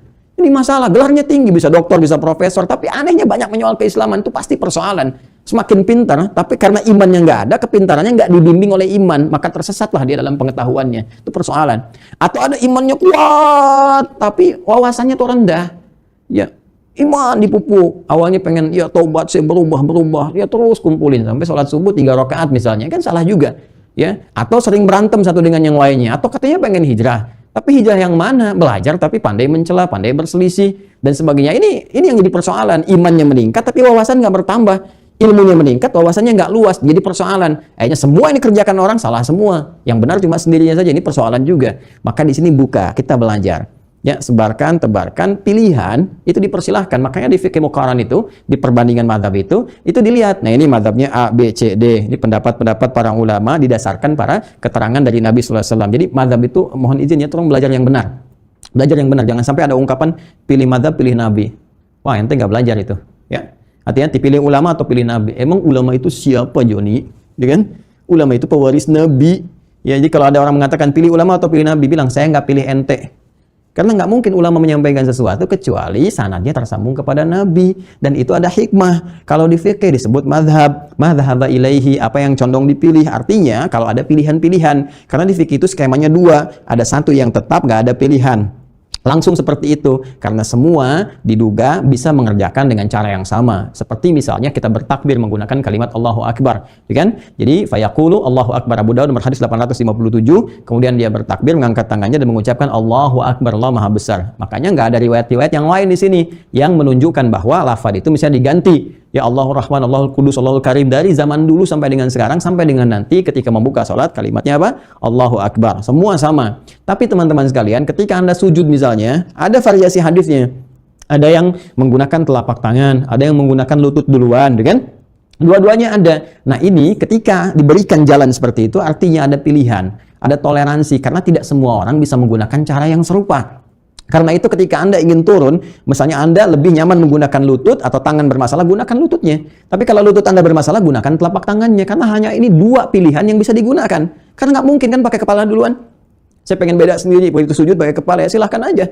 Gitu kan? Tapi kan menyalahi ketentuan syariat, tidak benar. Dan ada konsekuensi dari itu semua. Nah ketika Anda memilih salah satu, itulah madzhab. Madzhaba ilaihi. Apa yang ingin dipilih, yang kita cenderung ke situ dan memudahkan kita semua. Dan semua sumbernya terhubung kepada Nabi SAW. Jadi bukan pendapat pribadi.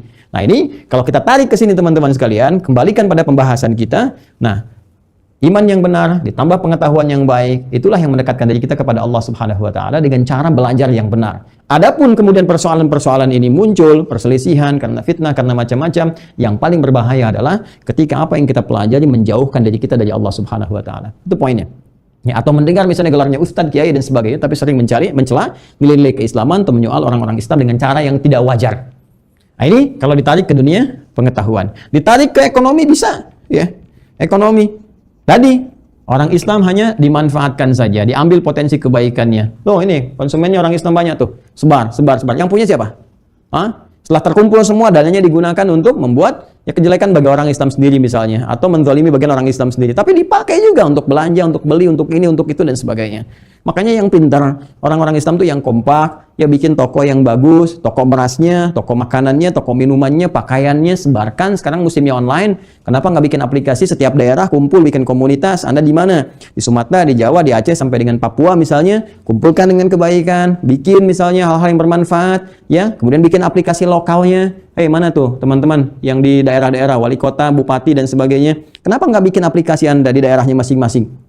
Nah ini aplikasi yang di Bekasi, ini yang di Bandung, ini yang di Medan dan sebagainya. Bikin teman-teman sekalian. Siapa tuh? Orang Bandung yang jualan beras, jualan sayur dan sebagainya. Sehingga orang-orang di Bandung tuh belinya ke situ. Kalau butuh ngambil dari luar.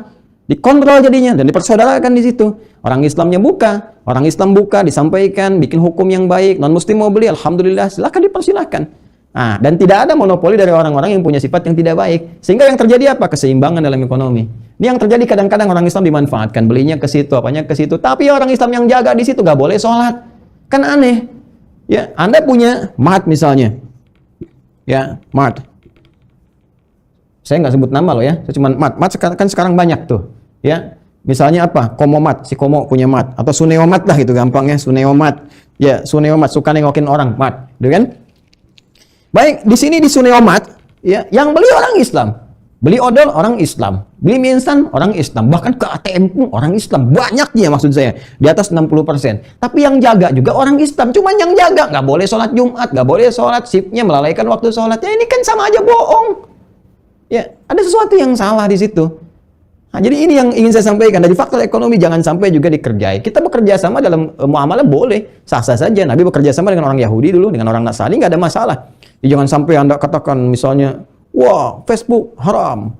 Ya, kemudian misalnya apalagi pesawat haram, handphone haram. Ayo silakan aja. Anda mau bagaimana mau menggunakannya? Benda itu nggak bisa dihukumi dengan hukum kecuali pada penggunaannya. Ya, taklif itu pada penggunaan bukan pada benda. Jangan katakan misalnya ini spidol haram. Nggak ada spidol haram, digunakan untuk apa benda ini? Kalau digunakan pada sesuatu yang dibenarkan, halal dia digunakan. Pada haram, haram. Golok hukumnya apa? Golok itu nggak ada hukum. Ketika digunakan baru ada hukum. Untuk nodong orang, haram hukumnya. Untuk nyembelih hewan kurban, sunnah hukumnya. Ada suatu perbuatan yang bisa melekat pada benda, baru di situ kemudian muncul hukum. Jelas ya? Nah, jangan sampai dimanfaatkan saja, tapi kita kemudian dijauhkan dari Allah Subhanahu Wa Taala, nggak bisa ibadah dan sebagainya. Mau ditarik kemana aja bisa, ke politik juga bisa. Ya, ini contoh ya, saya tidak menyinggung suasana atau keadaan dan sebagainya. Penting saya tegaskan di awal supaya paham. Ini kaidah umum, jadi dimanapun bisa dipakai. Ya, mau di Indonesia, di luar Indonesia, mau di planet lain kalau misalnya ada konteks yang sama. Ya, bisa dalam suasana politik pada pemilihan, mau pemilu, mau pilkada, misalnya dan sebagainya. Ya, taruhlah misalnya di planet lain ada pilkada bukan di Indonesia ya. Misal di Mars tuh ada pilkada, misal kan, pilkada di planet Mars misalnya. Dalam suatu keadaan lah kita contohin aja. Ya, umat Islamnya dipakai. Jadi begitu mau ada pemilihan, ya misalnya nggak pernah pakai kerudung, yang nggak pernah kumpul, jadi ke masjid, jadi ikut taklim, jadi macam-macam, jadi nyumbang ke masjid, kan? Dipakai aja, habis kepilih lupa. Ya, sholat aja susah, mau taklim aja susah, misalnya kan? Nah, untuk beribadah aja sulit dan sebagainya. Itu hal-hal yang kadang-kadang penting kita perhatikan. Nah, ini yang disebut dengan karakteristik. Tapi yang paling menarik, mengaku muslim. Ini jadi masalah. Ya, maka bagaimana sikap kita? Mendoakan, mengarahkan. Jadi kalau ada misalnya musim-musim kampanye seperti di Planet Mars tadi, ya ada yang misalnya ketika pasang baligo mulai pakai kerudung, doain ya Allah jadikan ia muslimah yang baik pakai kerudung, kalaupun dia jadi dengan izinmu ya Allah jadikan dia jadi solehah misalnya, ya walaupun namanya ibu solehah gitu kan, tapi perilakunya belum solehah, ya Allah jadikan benar-benar solehah. Terus yang satunya pakai peci, ya Allah jadikan dengan pecinya memberikan perubahan kebaikan pada dia. Lalu arahkan, bimbing, doakan, bawa, setelah jadi misalnya kalau jadi dampingi pada kebaikan-kebaikan. Yang seperti itu insya Allah akan baik. Ya. Nah ini poinnya teman-teman sekalian, ya. Jangan ramai diskusi ya di kolom chat tuh yang macam-macam. Pokoknya kalau ada yang provokatif ya, tinggalin aja itu numpang muncul aja. Ya kadang-kadang kalau saya bicara seperti ini, hal-hal yang menjadikan pelajaran yang mesti kita ambil dan kadang-kadang terkait dengan kondisi yang kita alami itu seringkali muncul. Kadang di jam, ya kadang-kadang tayangan kita jadi lambat. Terus kemudian ya viewer jadi berkurang dan sebagainya. Saya sih nggak ada masalah. Ya kita hanya kerjakan. Semoga Allah memberikan penilaian terbaik. Tapi kita doakan siapapun. Jadi kalau ada yang di komen-komen, teman-teman yang sedang diskusi, ada yang masuk atau apa, itu disenyumin aja, didoain aja ya dan sebagainya. Jadi nggak usah banyak dibincangkan. Fokus pada apa yang kita sedang gali. Paham? Alhamdulillah. Yuk kita teruskan. Kita kembali dari planet Mars ke kitab dan kita baca lagi. Bismillah. Teruskan ayat yang ke-15. Sebelum masuk ke ayat 15, saya akan bacakan di tafsirnya dulu ya. Supaya ada ketersambungan dengan kitabnya. Innama nahnu mustahzi'un. Adapun firman Allah Subhanahu wa taala, innama nahnu mustahzi'un, ay innama nahnu nastahzi'u bil qaumi wa nal'abu bihim.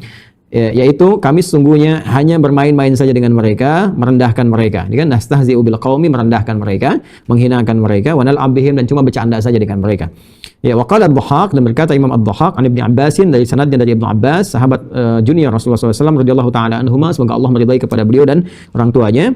Qalu, mereka orang-orang munafik itu berkata, kata Ibnu Abbas itu termasuk pakar tafsir yang sangat disegani di kalangan para sahabat, mendapat doa langsung dari Rasulullah SAW semenjak beliau belia dengan doa Allah mafaqihu fiddin wa alimhu ta'wil.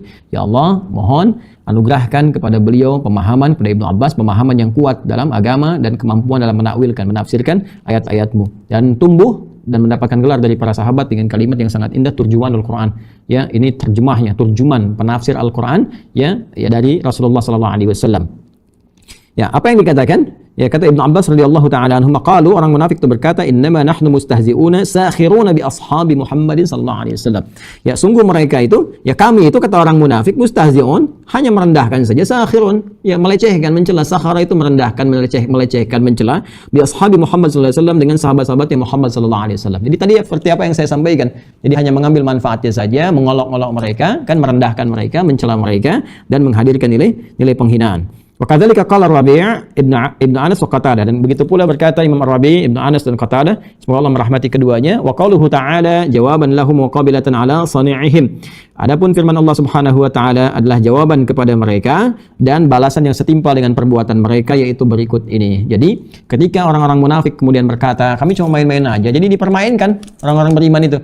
Ya, main-main dengan agama, ngolok-ngolok orang beriman, kan? Dan mereka merasa nyaman dengan itu. Anehnya tuh terus-terusan gitu. Ya, jadi kalau ada secah cahaya menembus pada jiwanya dan diambil cahaya itu, dia akan berhenti. Jadi bisa orang munafik tobat tuh bisa. Ya, di An-Nisa ayat 144 kan jelas, illal ladzina tabu aslahu. Ya, kecuali orang-orang yang mau tobat terus memperbaiki diri. Jadi diajak oleh Allah untuk tobat. Saya sering katakan, setiap hamba kalau ajal belum sampai kerongkongan itu punya hak untuk menjadi saleh. Punya hak. Setiap hamba punya hak. Ya, cuma hak itu mau diambil atau tidak dengan ikhtiar kita. Kita tinggal ikhtiar. Ada pilihan, ada hidayah, ada petunjuk. Ya, tapi kalau ya kebal dengan semua itu, abai dengan semua apa yang Allah berikan, segala kesempatannya lewat telinga, ya lewat mata, pandangan, lewat pencerahan, belum mau diambil juga, maka kalau sudah menutup semua pintu-pintu tadi, ini bahaya. Malah keterusan, malah nyaman dengan itu semua. Muncul ejekan lagi, muncul celaan lagi, muncul perendahan lagi, dan setiap hari itu ada variasi ragam-ragam yang baru. Itu yang jadi masalah. Seperti pernah terjadi di era Nabi Shallallahu Alaihi Wasallam. Ya? Abdullah Ubay bin Salul tiap hari kan ada aja bikin sesuatu yang membuat perasaan Nabi tidak nyaman, kan? Nah, kemudian kita teruskan. Nah, hal-hal yang mereka kerjakan itu dan dibalas, dijawab oleh Allah Subhanahu wa taala dengan menurunkan firman-Nya di ayat ke-15. Allahu yastahzi'u bihim wa yamudduhum fi tughyanihim ya'mahun. Ya kan? Sesungguhnya apa yang mereka kerjakan itu kata Allah akan kembali kepada mereka. Ada saatnya. Allahu yastahzi'u bihim, perbuatan mereka itu akan berbalik kepada mereka jadi permainan untuk mereka. Ya, jadi permainan. Jadi kalau kita awas jangan pernah berpikir untuk bisa mempermainkan Allah karena semua apa yang kita kerjakan akan kembali pada diri kita sendiri. Di Allah memiliki sifat pemberian sesuai dengan amalan kita. Jadi apa yang kita kerjakan baliknya ke kita, nggak akan berpengaruh kepada Allah. Ya, nggak akan berpengaruh karena Allah Maha Kuasa, Allah Maha Pencipta, nggak butuh dengan amalan kita. Kita yang butuh. Semua amal balik ke kita. Jadi kalau beramal baik ada balasan. Ya, ada balasannya baik, balasnya baik lagi. Jelek, balasnya jelek lagi. Jadi mantul aja ke kita, mantul, balik. Sholat kita kerjakan. Allah nggak butuh dengan sholat kita. Semuka langit dan bumi nggak sholat, tidak akan pernah meruntuhkan status Allah sebagai Tuhan. Tetap Allah Rabbul Alamin. Kita yang butuh. Apa yang kita butuhkan dari sholat itu? Rahmat Allah, ampunan Allah, dengan kasih sayang Allah, rezeki dari Allah, perhatian Allah, penyembuhan dari Allah. Makanya sholat disebut dengan doa. Karena setiap kita sholat, kita minta. Semua bacaan sholat minta. Ya, baru berdiri sudah minta. Allahu Akbar, Allah Maha Besar minta. Allahumma ba'id baina wa baina khataayaya. Ya, kama ba'adta bainal masyriqi wal maghrib. Allahu Akbar kabira walhamdulillahi katsira subhanallahi bukratan wa asila dan seterusnya minta itu. Al-Fatihah minta, iyyaka na'budu wa iyyaka nasta'in ihdinas siratal mustaqim minta. Surah minta, rukuk minta. Ya, rukuk itu minta subhana rabbil azim bihamdi subhanakallahumma bihamdika allahumma ighfirli. I'tidal minta mil as-samawati wa mil al-ardi wa mil ma syi'ta wa bainahum min syai'in ba'du. Minta kepada Allah sepenuh langit sepenuh bumi minta ya Allah mohon. Sujud minta. Ya, duduk di antara dua sujud minta. Lebih banyak lagi rabbighfirli warhamni wajburni warfa'ni warzuqni dan seterusnya. Minta semua. Jadi kita yang butuh pada Allah, mantul semua ke kita. Kalau kita benar pantulannya baik, kalau nggak benar ya pantulannya pun nggak akan sempurna. Anda kan kalau melempar sesuatu, pantulannya lemparannya sempurna, mantulnya baliknya bagus. Tapi kalau nggak sempurna gimana bisa mantul? Ya, Anda ingin melemparkan sebuah benda, ini tembok ada nih, Anda lemparkan. Ya, apa yang Anda lemparkan itu bendanya sempurna ketika dilemparkan, mantul baliknya itu mudah. Bola bekal misalnya Anda lemparkan, baliknya kencang, mudah. Ya, tapi kalau Anda lemparkan balon itu, ya balon yang tipis, yang apa Anda lemparkan belum nyampe udah ya gitulah. Kalau amalannya ringan, doanya ringan, nggak kuat, ya pantulannya nggak akan kencang. Apalagi kalau yang dikerjakan keburukan, ya mantul lagi. Ngerjakan maksiat ya balik. Ya imma saat di dunia diberikan jalan untuk bersadar, ya walanudhiqannahum, ya kami akan timpakan kepada mereka, ya pembuka hukuman, ya. Jadi ini sebetulnya cuma penyadar lah, diartikan penyadar. Hukuman tapi penyadar supaya sadar dunal adzabil akbari la'allahum yarji'un. Ya, ini bukan siksa yang dahsyat, tapi maksud tujuannya supaya mereka balik kata Allah. Di surat As-Sajdah itu supaya mereka balik. Di kadang-kadang diberikan oleh Allah sesuatu keadaan kena musibah misalnya, ya. Ada kecelakaan, kadang-kadang misalnya, ya lihatlah. Ya, kadang-kadang mau berangkat maksiat bannya meletus dulu atau apa gitu kan? Atau perbuatan-perbuatan makan yang haram sebagainya tiba-tiba misalnya kena sesuatu. Ya walaupun musibah tidak harus diartikan perbuatan maksiat. Nabi Ayub nggak pernah maksiat karena maksum sifatnya, tapi diuji dengan musibah misalnya sakit, ya, hilang harta dan sebagainya untuk melihat bagaimana peningkatan amalnya. Jadi kalau kena musibah tinggal dicek nih, ini yang ingin disadarkan oleh Allah kepada kita yang soleh atau yang salah. Kalau yang soleh artinya diterima amalan kita supaya terus meningkat naik seperti Nabi Ayub diuji, para nabi diuji, Nabi Yusuf, Nabi Muhammad SAW, ya komplit ujiannya, ya kan? Nah, ada pula yang kemudian itu kalau Anda keluarkan teman-teman, ujian para nabi itu akan kita alami dengan level yang berbeda tentunya. Ada ujian pada anak seperti Nabi Ibrahim diuji, ya. Nabi Yusuf diuji, kan? Ujian pada harta, benda, pada tubuh dengan sakit seperti Nabi Ayub diuji, ujian dengan kerabat-kerabat, ya, seperti misalnya Nabi Saleh diuji, ya, seperti ya, nabi-nabi yang lain, nabi yang berdakwah diuji, Nabi Lut, ya, Nabi Nuh diuji, ujian dari orang tua, dari kerabat, ada semuanya. Dan secara komplitnya Nabi Muhammad SAW itu secara lengkapnya pasti akan kita alami. Makanya tuntunan Nabi Muhammad semuanya, bahkan sampai kepada kita melalui para ulama dibukukan supaya kita bisa pedomani, pelajari, dan pasti akan terjadi. Ya, esensinya sama walaupun keadaannya berbeda. Pernah kan Anda diuji dengan pasangan hidup? Suami dengan istri dengan suami, dengan anak-anak atau sebaliknya. Pernah kan ada diuji dengan pekerjaan? Ya, di situasi pandemi seperti ini pernah diuji dengan penyakit, ya sama semua. Pasti akan dialami dan di situ ada obatnya semua. Kembali. Jadi, teman-teman sekalian, semua yang dikerjakan itu akan balik imma di dunia untuk menyadarkan kita atau di akhirat sebagai hukuman. Sifatnya kalau dia nggak mau tobat. Nah, apa yang dikerjakan oleh orang munafik, kita bercanda aja, ente pun akan dibercandain karena akibat perbuatan canda Anda. Jadi ketika ada canda, ya, candanya itu cenderung merendahkan orang Islam, bahkan nilai keislaman itu sendiri, nanti akan dibercandain akibat perbuatannya saat kembali kepada Allah. Apa di antaranya? Mari kita baca. Allahu yastahzi'u bihim wa yamudduhum fi tughyanihim ya'mahun. Kalau kita baca terjemahan dengan tekstual saja, Allah yang akan mempercandai mereka. Allah yang sedang bercanda dengan mereka, wa yamudduhum, dan membiarkan mereka larut fi tughyanihim, dalam kesesatan mereka, ya'mahun, mereka terlena dengan itu semua. Tapi kalau kita baca dengan ilmu balaghah, kita akan katakan Allah akan membalikan candaan mereka. Akibat canda mereka itu, ya, kalau mereka nggak mau taubat, ya, dan mereka sudah menutup semua pintu dan membiarkan mereka larut dalam candaan mereka, semakin lama semakin panjang, dan mereka akan mendapatkan balasan yang setimpal dengan candaan itu. Nah, ini yang saya kagum dari penjelasan para ulama. Masya Allah teman-teman sekalian, ada tafsir Quran bil Quran. Di nanti secara umum, kitab tafsir itu secara umum klasifikasinya dibagi 3. Ya, nanti ada tafsir bil riwayah, ya, ada tafsir bil dirayah, ada tafsir bil isyarah. Ya, tafsir bil riwayah itu menafsirkan satu ayat dengan riwayat. Ya, riwayat di sini bisa Quran bil Quran, jadi tafsir Al-Quran ditafsirkan dengan Al-Quran lagi. Ada ayat Quran tafsirkan ayat lagi yang lain. Makanya di kaidah menafsirkan Quran nanti ada yang dikenal dengan sibak, siyak, dan lihaq. Ya, 2S, 1L. Ya, siyak ayat yang sedang kita kaji. Misalnya Al-Baqarah ayat ke-15. Nanti lihaq, apa kaitan dengan ayat setelahnya? Dilihat ayat 16, 17 sampai dengan ke-An-Nas, ada nggak hubungannya? Nah, kemudian nanti kita akan temukan kaitannya apa. Nanti dari ayat-ayat itu kadang-kadang kita akan temukan ada ayat ini ditafsir, dijelaskan oleh ayat-ayat yang lainnya. Ya, kemudian apa hubungan dengan sibak, ayat sebelumnya, ayat 14, 13, 12 sampai ke Al-Fatihah ayat yang pertama. Nah, itu keterkaitan itu, hubungan satu dengan yang lainnya disebut urutan dengan tafsir Quran bil Quran. Nanti penjelasan di sunnahnya apa? Tafsir Quran bis sunnah, dengan hadis-hadis Nabi, perbuatan Nabi, perilaku Nabi. Nanti misalnya tafsir bil aqwali sahabah, penjelasan dari kalangan para sahabat, tabi'in, sampai ke diurutkan oleh para ulama sampai ke kita, itu tafsir berriwayat. Dan Ibnu Katsir ini termasuk tafsir berriwayat, ya.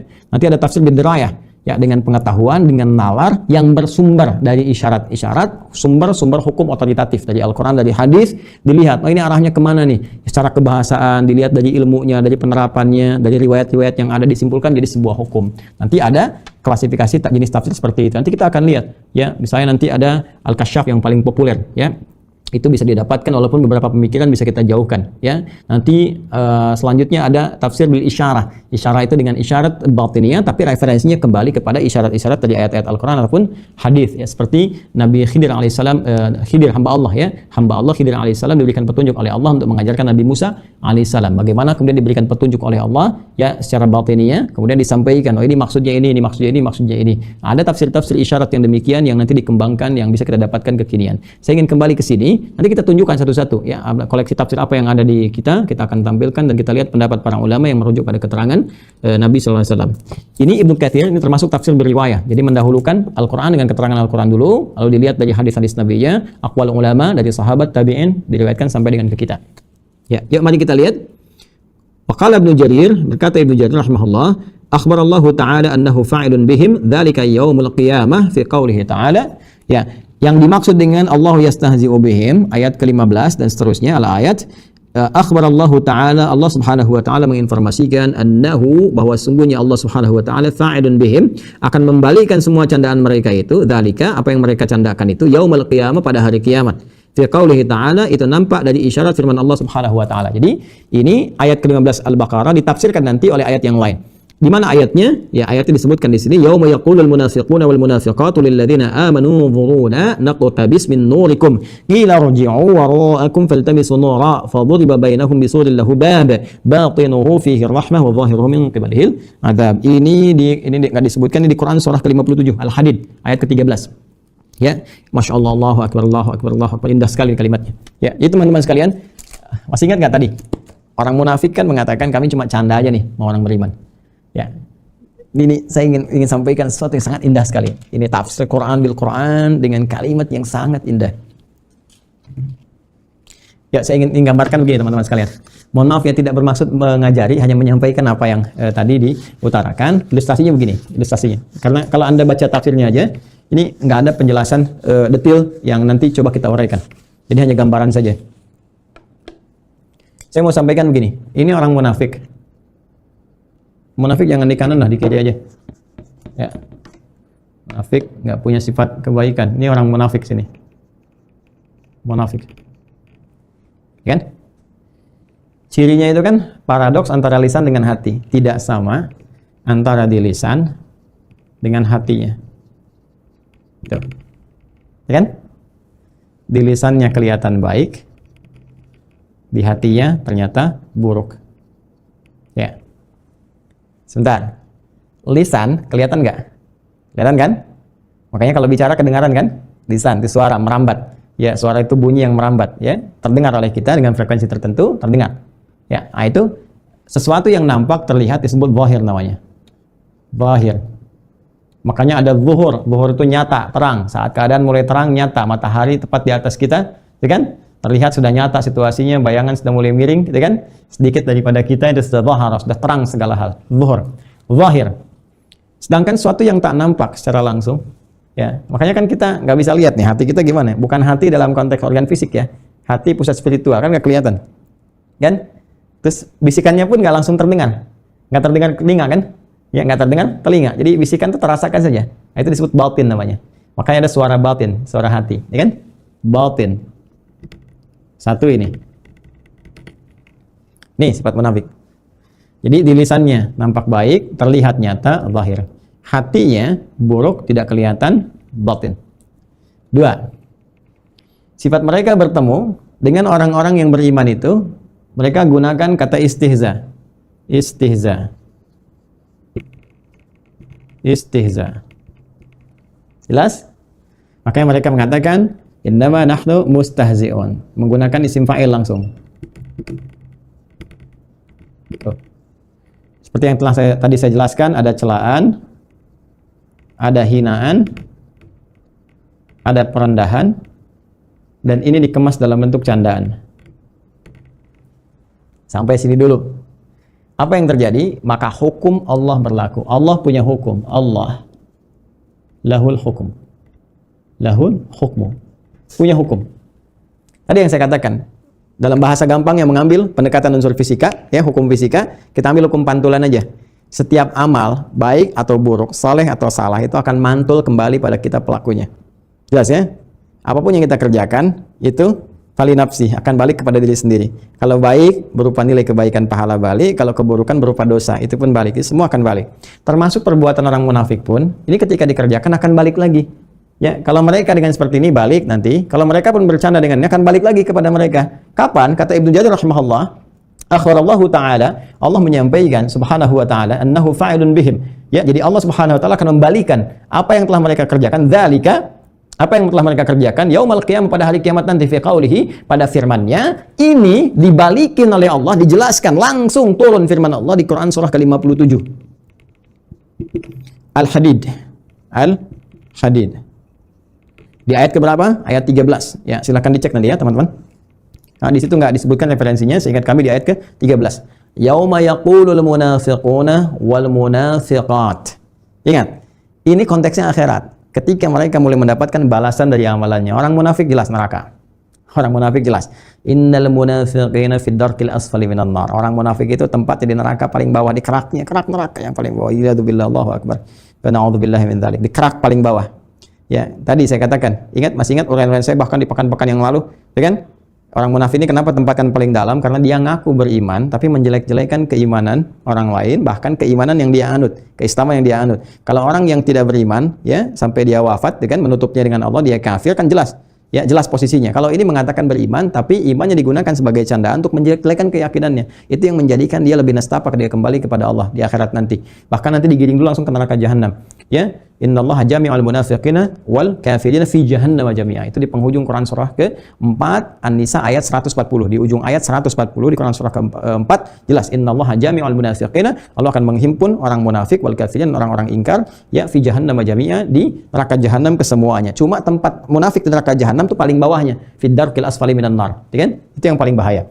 Nah, di sini ketika mereka sudah sampai ke neraka itu, ini balik candaan mereka, dibalikin candaannya oleh Allah Subhanahu wa taala. Maka antara tempat mereka itu, ini orang munafik tempatnya di neraka, teman-teman sekalian. Nah, dibikin kemudian satu pembatas oleh Allah Subhanahu wa taala. Pembatas dengan siapa? Dengan orang-orang beriman yang soleh, yang pernah dipecandai saat di dunia itu. Yang pernah dilecehkan dengan candaan-candaan, yang pernah diejek dan sebagainya. Ya, makanya nanti di surah Al-Mutaffifin dibalikin. Fal yaumal ladzina amanu minal kufari yadhhakun. Nanti yang biasa ditertawain, diejek-ejek, nanti pada saatnya kembali nanti akan dibalikin semua itu. Balik. Ya. Nah, ini teman-teman sekalian, ada orang-orang beriman tempatnya indah, tempatnya nyaman. Ini dikasih satu masa, satu kesempatan untuk melihat cahaya-cahaya yang indah, cahaya-cahaya yang bagus dan indah terpancar dari sini semua. Apa yang mereka katakan? Ya, yauma yaqulul munafiquna wal munafiqatu unzuruna naqtabis min nurikum. Ya. Berikan kami kesempatan dapat bagian sedikit cahaya aja. Kan bagi cahaya aja. Qila irji'u wara'akum faltamisun nura. Ya, apa jawaban dari orang beriman? Balik lagi aja. Balik lagi aja, cari cahaya sendiri seperti kalian pernah katakan saat di dunia. Kan kalian katakan, yang kalian miliki itu hebat. Yang kalian katakan angkuh dengan angkuhnya ini yo, punya kami materinya, kedudukannya, segalanya, sampai menjelek-jelekan saya pada saat itu, menjelek-jelekan kami, mencela kami. Mana kebanggaan kalian? Ambil aja cahaya itu, gunakan sekarang. Fadhuriba bainahum bisur. Nah, maka dibuatlah oleh Allah Subhanahu wa taala kemudian dengan satu pagar pembatas. Apa yang paling menarik teman-teman sekalian? Ini bab pembuka, pintu, pembatas. Ya.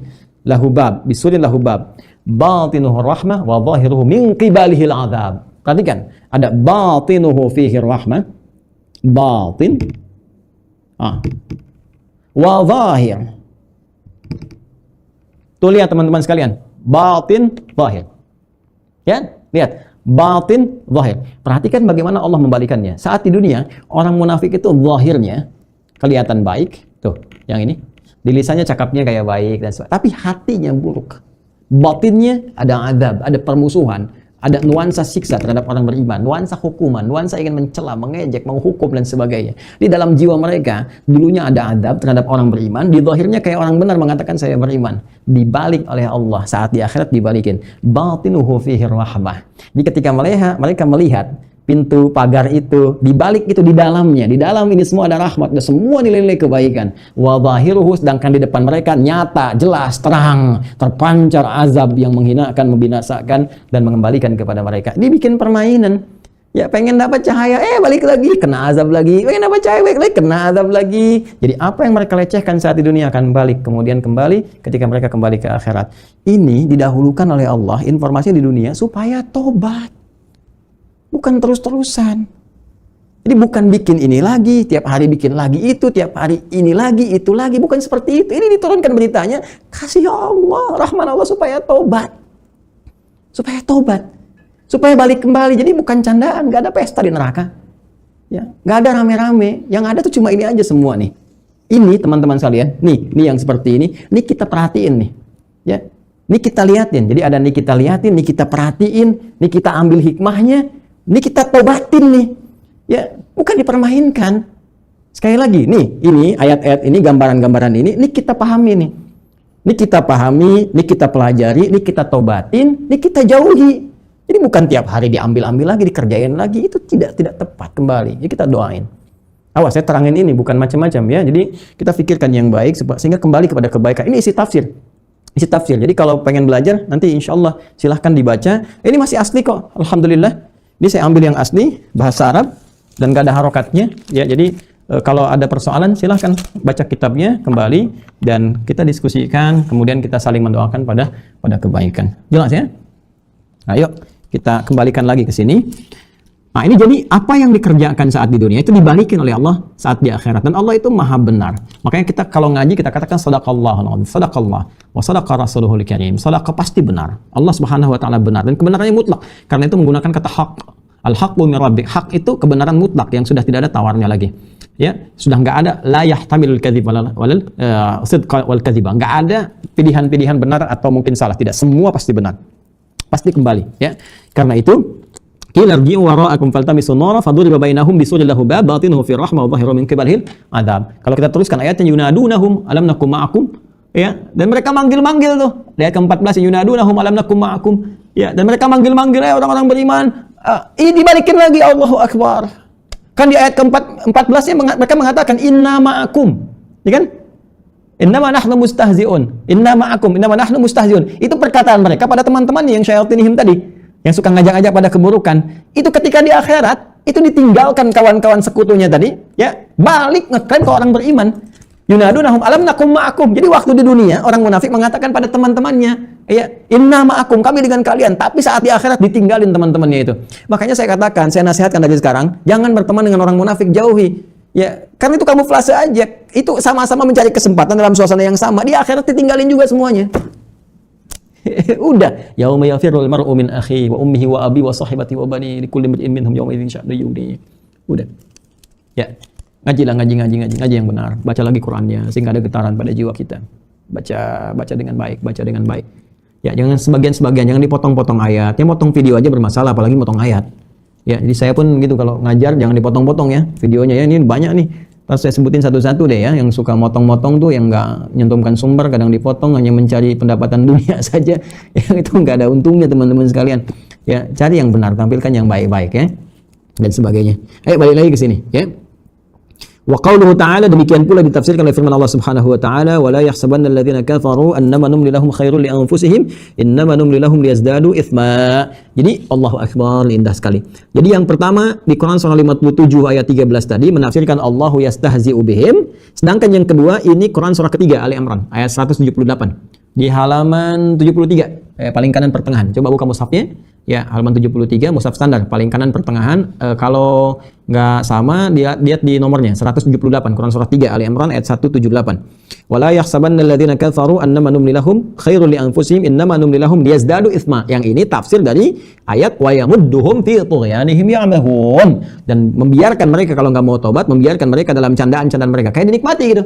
Ya, kayak jadi alur cerita, kayak jadi kebanggaan, dinikmatin aja. Ya itu kalau nggak tobat, dibiarin begitu kayak yang benar, padahal sedang larut dalam keburukan dan akan kembali dengan yang lebih dahsyat lagi. Apa firman Allahnya? Wala yahsabanna alladziina kafaru. Ini persoalan. Wala yahsabanna alladziina kafaru. Jangan menduga orang-orang yang ingkar itu. Jadi redaksinya berubah. Jadi ingkar, jadi kafir. Ini lama-lama sifat munafik itu bisa menunjukkan kepada kekufuran. Hati-hati. Jadi kalau sudah nggak peka lagi, lama-lama kufur. Dan kufurnya udah kufur dahsyat itu. Karena masih ngaku beriman, tapi sebetulnya ditolak imannya oleh Allah Subhanahu wa taala. Kalau mau lebih dalam lagi nanti di Quran surah ke-9 At-Taubah. Ya, Anda bisa ambil nanti dari ayat 63, 64, 65. Ya, 63, 64, 65, bahkan ke 66-nya. Ya, nanti Allah langsung menyoal mereka itu. Abillahi wa ayatihi wa rasulihi kuntum tastahzi'un. Kamu bilang bercanda? Apa kamu bercanda dengan ayat-ayat Allah? Bercanda dengan Rasulullah? Ya, bercanda dengan Allah. Kok Allah dibercandai? Allah bilang seperti itu. Kamu mau merendahkan? Bercanda dengan Allah, bercanda. Ayat jadi candaan. Ayat jadi candaan, dipotong-potong. Ayat-ayat itu nih, orang-orang liberal nih, hati-hati ya. Dimotong-motong ayat tuh, langsung Allah bilang sendiri tuh. Kamu bercanda kok dengan ayat-ayat Allah? Ya kan?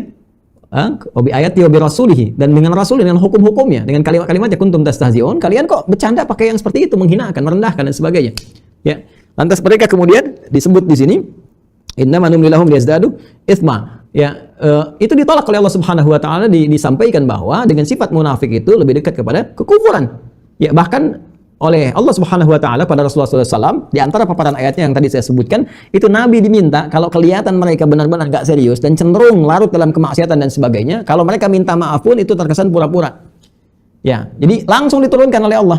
Ya, satu pelengkap dengan kalimat yang sangat dahsyat. Orang-orang munafik itu hatinya itu kelihatan buruk, walaupun mereka kelihatan seperti ini, bahkan minta maaf pun jadi candaan. Lisannya terkesan minta maaf, terkesan begitu, tapi di hatinya masih belum padam. Ada yang seperti itu. Ya, jadi kalau kelihatan di lisan itu, kalau misalnya kita minta maaf dengan benar, itu kalimat yang keluar ada kekuatan, ada ketajaman dalam jiwa. Nah, orang munafik gak seperti itu, sehingga sampai muncul redaksi orang-orang seperti ini gak bermanfaat, kata Allah. Kadang-kadang ada yang benar, ya, yang keluar dari ketaatan jiwa yang baik. Ada orang-orang yang menjadikan bahkan minta maaf pun sebagai justifikasi dari keburukannya. Itu yang sangat berbahaya. Ya. Wala yahsabanna alladziina kafaru, dari situ Allah sampaikan jangan menduga orang-orang yang telah ingkar larut dalam kemunafikannya, annama numli lahum khairul li anfusihim. Apa yang kami berikan kesempatan pada mereka bisa jadi baik untuk diri mereka. Ya, jadi maksudnya begini, Anda diberikan kesempatan untuk tobat, masih belum meninggal. Ya, ajalnya belum sampai, tobatlah. Tapi kalau Anda menutup raga, jiwa, menutup hati, menutup pandangan, menutup telinga, menutup pikiran, maka yang Anda kerjakan itu akan nambah buruk, bukan nambah baik. Jadi jangan kira apa yang Anda kerjakan, kreasikan sampai kapanpun, itu nggak bisa nolong Anda di akhirat. Mau kedudukan, mau harta benda, mau apapun, mau pengetahuan, nggak bisa nolong. Kalau sifat itu, penyakit itu ada, innama numli lahum liyazdadu itsma. Sesungguhnya kesempatan yang diberikan yang tadinya baik akan berubah kemudian menjadi buruk, sehingga bertambahlah keburukannya. Kalau nambah keburukan, pantulannya makin kencang lagi. Ya. Anda kalau main ketapel, teman-teman sekalian, ya kan? Tarik, makin kencang kan? Gitu. Anda pasang karet deh, karet begini kayak ketapel, lemparkan ke situ. Kalau Anda cuma melempar yang kecil-kecil lah misalnya, kecil, apalagi yang ringan kayak sukro dilemparin ya kan, lek kan, walaupun mantul balikan biasa saja. Tapi kalau Anda ambil misalnya batu, ya yang sebesar gini misalnya, kan lemparin tuh, balik. Kalau bisa pas dilempar tepatnya misalnya langsung ke wajah tuh, ya, tek, cedera kan, pasti sakit. Nah, itu akumulasi kebanyakan dosa tuh ilustrasikan begitu aja. Semakin banyak dosanya, batunya semakin besar, makin besar, makin besar, makin besar. Anda bayangkan, makanya di Quran saya sering katakan ada adzabun azim, ada adzabun alim. Ya, orang kafir menggunakan azim, orang munafik pakai alim. Ya, Al-Baqarah ayat 10, ya, fi qulubihim marad fazadahumullahu marada wa lahum adzabun alim. Pakai alim. Alim itu pedih. Sering saya katakan kalau kita ngulek misalnya sambal, ya, tomat kan langsung digini, itu azim namanya, azim. Ditimpa batu sebesar rumah itu azim. Tapi kalau dicincang dulu tomatnya, baru ditimpa, boom, itu alim namanya. Orang munafik alim. Ya, bukan alim dari bahasa Indonesia. Ya, alim itu dari kalau dari bahasa Indonesia alim diambil dari bahasa Arab alim. Alim, orang yang berwawasan, berpengetahuan, orang pandai. Ya, ini menggunakan bahasa juga harus sesuai konteksnya. Di Sunda dengan di Indonesia bisa beda. Alim bahasa Indonesia itu pintar, alim bahasa Sunda itu sama dengan tidak mau, dia embung. Nah, gitu ya. Alim. Alim bahasa slangnya, bahasa Rusianya embung gitu kan. Nah, jadi beda-beda. Ada alim, alim, ya. Amalun beda. Amalun pekerjaan, amalun cita-cita, beda, ya. Salah bahasa bisa berbeda. Sad dengan sad itu lain, kan? Ya, bisa berbeda juga. Di bahasa Jepang juga demikian, ada panjang pendek. Ya, makanya kalau kita baca dengan panjang itu bisa berbeda ketika dibaca dengan pendek. Ya. Bismillah, teruskan. Jadi apa hikmah yang bisa diambil di sini? Hikmahnya adalah Allah punya sifat rahman yang sangat luar biasa. Dengan sifat rahmannya ini, kasih sayang yang tanpa batas, selalu memberikan kesempatan pada tiap hamba untuk berubah, termasuk pada golongan orang munafik. Allah ajak semua untuk kembali menjadi baik, kembali bertobat kepada Allah Subhanahu wa taala, memperbaiki diri sehingga diberikan kesempatan sesuai dengan ajalnya. Kesempatan ini datang lewat pengingat. Pengingat kadang diberikan oleh orang-orang beriman, kadang lewat dakwah, amar ma'ruf misalnya, atau nahi mungkar. Kalau amar ma'ruf ngajak kepada yang baik-baik, yuk berubah yuk sholat yuk, kan? Nah, biasanya sih resistensinya nggak tinggi, ya, karena biasa saja, yuk sholat, ya, kebanyakan karena kita ngelihat orang sholat, ayo baca Quran yuk berubah yuk, ayolah beriman seperti yang lain, sama-sama, semua baik, tinggalkan, ya kan? Nah, itu biasanya baik, tapi nahi mungkar, ini resistensinya lebih tinggi daripada amar ma'ruf, kadang-kadang singgungannya pun kuat, karena mengerjakan keburukan, itu tidak semudah kita menerangkan dan mengajak kepada kebaikan. Jadi mencegah kepada keburukan, itu lebih rumit, lebih sulit, karena kebiasaan buruk itu, kalau dilarang, itu kan nafsu yang melawan, sedangkan nafsu itu arahannya selalu mengarahkan pada keburukan. Inna nafsa la'amaratun bisu, sehingga responnya pun akan buruk. Jadi diajak kepada yang ma'ruf itu paling-paling dia mencela, soleh kamu, ya kan? Ya, nama saya bukan soleh, saya Ridwan, kan? Misal, ya, tapi kan kalimat itu muncul, celaan dan sebagainya. Cuma nahi mungkar tidak, ketika dilarang dari perbuatan buruk dihentikan, jangan mabuk, jangan berjudi, jangan begini dan sebagainya, itu lebih tinggi karena nafsunya di situ keluar. Sedangkan sifat nafsu mengarahkan pada keburukan. Quran surah ke-12 ayat 53. Wa ma ubarri'u nafsi innan nafsa la'amaratum bisu, dan yang nunggangi nafsu itu setan. Ya, la attakhidanna min ibadika nasiban mafruḍa, demikian di Quran surah ke-4 An-Nisa itu dari ayat 118 ya, 117, 118, 119. Jadi itu ditunggangi langsung. Ditunggangi nafsunya sehingga di situ kemudian diperalat oleh setan menjadi pertengkaran, permusuhan dan sebagainya. Dia ngajak kepada permusuhan sehingga nahi mungkar itu lebih tinggi, lebih kuat tantangannya dibandingkan dengan amar ma'ruf. Karena itulah teman-teman sekalian, ketika ada orang menerapkan amar ma'ruf misalnya, yuk ngajak berubah, terus mendoakan, itu baik. Maka jika kita temukan sifat-sifat di dalam diri kita sendiri, bermohon kepada Allah supaya dihilangkan. Di keluarga kita bermohon pada Allah supaya dihilangkan. Maka cara amar ma'ruf yang pertama berdoa. Terus tunjukkan akhlak mulia dengan berakhlak supaya melembutkan hatinya. Jadi keras jangan dibalas dengan keras lagi. Ya, al-hadidu bil hadidu yuflah.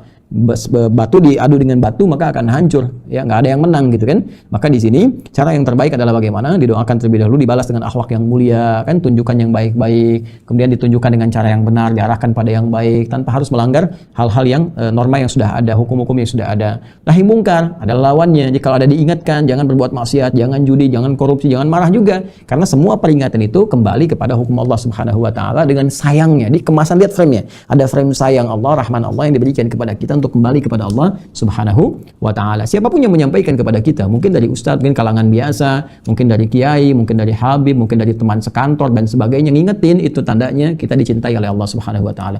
Yang bahaya kalau Allah sudah nggak peduli. Karena kita menutup diri, akhirnya dibiarkan. Ya wa yamudduhum fi tughyanihim ya'mahun, larut dalam keburukan dan nggak sadar mengumpulkan dosa, sehingga dengan itu menjadi terakumulasilah balasan keburukan yang besar di akhirat, sehingga keburukan dan permainan dunia itu kembali menjadi permainan akhirat yang berakhir nestapa kepada pelakunya.